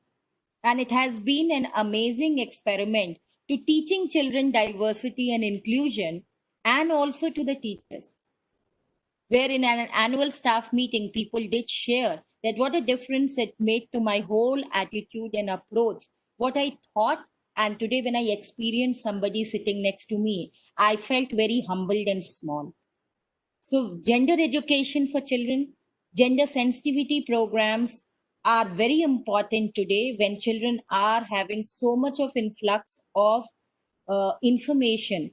And a child today watches Friends and watches a Netflix serial more often than maybe what he watches the Indian television serials. So the world has become a very larger platform, and rather than these being areas to be discussed only in a debate, these are areas and issues to be practiced every day. So we do make a lot of schools have programs based on this. I encourage a lot of children in the middle and senior school to teach these as projects. And today, as in a webinar, we are all connected. So boundaries have really, I would say, evaporated. It is just a mindset. You reach out and everybody is there. So to me, more and more schools can actually be building a possibility of creating a whole climate. Because what were schools? Schools were supposed to be preparatory grounds for life and society. And that is why Thomas sir echoed what I wanted to say so beautifully, that the social quotient and the emotional quotient of inclusion needs more emphasis. We are a society which is very, very hell-bent on recognizing high IQ. But if we would have more and more nurturing of emotional quotients, emotional skills, we are a country which has a very rich base of spirituality. Today, the whole world is talking about yoga and mental wellness. In the last 2 months, every mental well-being and mental health webinar I have been, people are talking about taking the reserves of your spirituality to cope, adapt, and change. So we have to have a happier society. The HQ can only be higher. Let's make educational institutions a role model, an experiment, which I would be very happy if more and more school heads would come forward. We can create an absolutely inclusive climate where children would learn it as a life skill, teachers would practice it as a way of life, and management would say that we have created global citizens for tomorrow with empathy and the right minds. I am sure that today in these tough times, listening to Ratan Tata when he says that let's not talk profits, let's talk surviving and thriving and being for each other, it warms each and every one of us. And that is why, friends, this is what I look at. Can inclusion and diversity, learning with various kinds of tools. Look at Trainini, what a wonderful way they have created a game which can make people play and get themselves educated. I have very similar examples of people opening their eyes. Let's not look at it as charity. Let us not look at us that we are helping some children who need help. I wish we can take it from an entirely different perspective. We are enabling and empowering ourselves and our society when we become more inclusive. And I look at it, then schools get set in motion a social transformation, set in lifelong learning, bring in change, adapt to new systems. We need to innovate. There can be some complex decision making, and that's where we have been helping a lot of educational institutions. In the last 2 years, Umeed has empowered and trained a certificate course on empathy, listening, and behavioral management, where we have included children from all parts of the school, all age groups, and all kinds of social issues. And it is very heartening that today, Bhopal, a whole lot of schools in MP, Jharkhand, Bihar, a lot of Northeast schools, they have started practicing these. Because whether it was school issues of bullying, name calling, whether it was isolating children, whether it was marginalizing, we could address all of them. And what we created these training programs is appreciating differences. And the tagline we took at Umeed was creating possibilities. Difference does not mean we are in disagreement. Difference can be celebrated. So that's what I would advocate from today's platform, that all the educators who are here, all the change and stakeholders here, let us today pledge that we are going to create more and more organizations, more and more platforms, more and more people, because there is no dearth of people who are doing good work, people who have passion, people who have dedicated themselves to advocacy. What we need is more functional getting together and putting in these with so many teachers, so many heads available who could make schools as a change agents for bringing in a more diverse and inclusive society. So with that, my greetings and good wishes and regards to all the wonderful speakers. It has been an enlightening morning, and I think I speak for 200 plus people who have been here till now, till the last speaker is speaking. Over to you, Shubhra ma'am, and over to you, Arundhati ma'am. I am glad to be on this platform, and I am sure we will have many more interactions to take this forward. Thank you, Mrs. Priya, for this wonderful presentation. And especially, I think I'm going to go back, I'm going to stay back, rather home, with two very important points. That is, creating a culture of diversity, acceptance, awareness in schools, and teaching diversity as a life skill. Very important. And another very important thing is celebrating diversity and difference. Instead of teaching, I thinking of it as a stigma or as a shortcoming, if we accept it and include it, that okay, people are different, can be different, but let us celebrate the difference. So if that can be taught, I think not only to, uh, sorry, I know Arundhati knows that I have this objection about using the term disabled, but coming on this platform with disabled people, teaching them, but teaching non-disabled individuals. That is very, very important, which I think Mrs. Sahani had emphasized in the morning. So with that, I congratulate you for this wonderful presentation. And if there are any questions, we would be ready to take on one or two questions. Please post your questions here. Maybe we will be able to take on. Although we are running late, but still maybe. Thank you, Shubhra. I think this is the need of the hour. We need more and more people to take diversity and inclusion as a life skill, practicing it every day and every moment.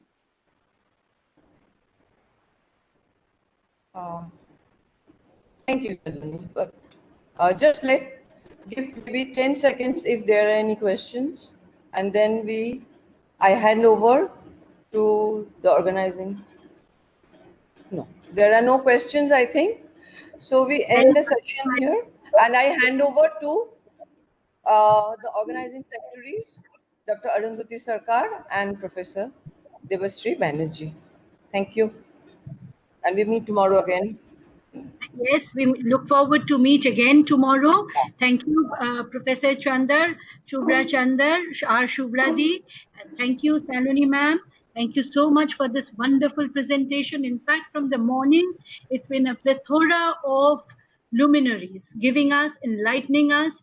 It was a wonderful morning. I personally took down notes, and it was a wonderful learning session for me.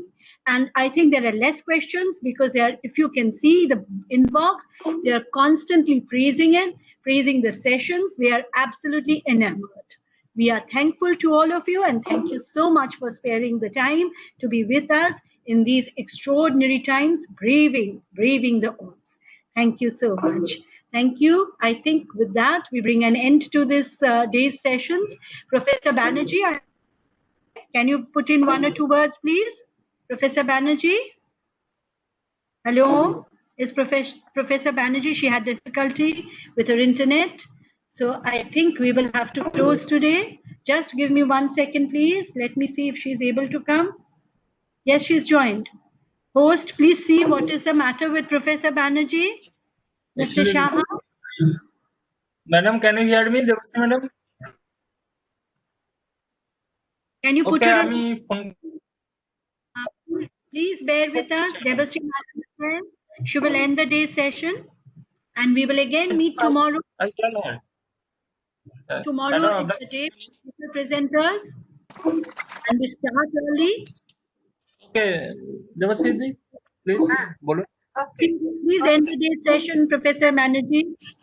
Very bad connectivity problem. I am calling to phone. I would like to thank all of you for sparing your time over here. A special thanks to Dr. Arundhati Sarkar, who has been over enthusiastic, and we are really happy, and looking at the comments in the chat box has really inspired us all the more. Thank you so much, all of you. Thank you on behalf of my department and university. Thank you so much. Thank you to all of you. Thank you. We look forward to meeting all our chairpersons tomorrow and the paper readers, and also to the participants. Thank you so much. Thank you. So, end Kochi, Madam. We are ending now. Thank you, Mr. Shah. You can end it today. Thank you to all of you. Thank you once again. Look forward to meeting you tomorrow. Okay. Thank you, Professor.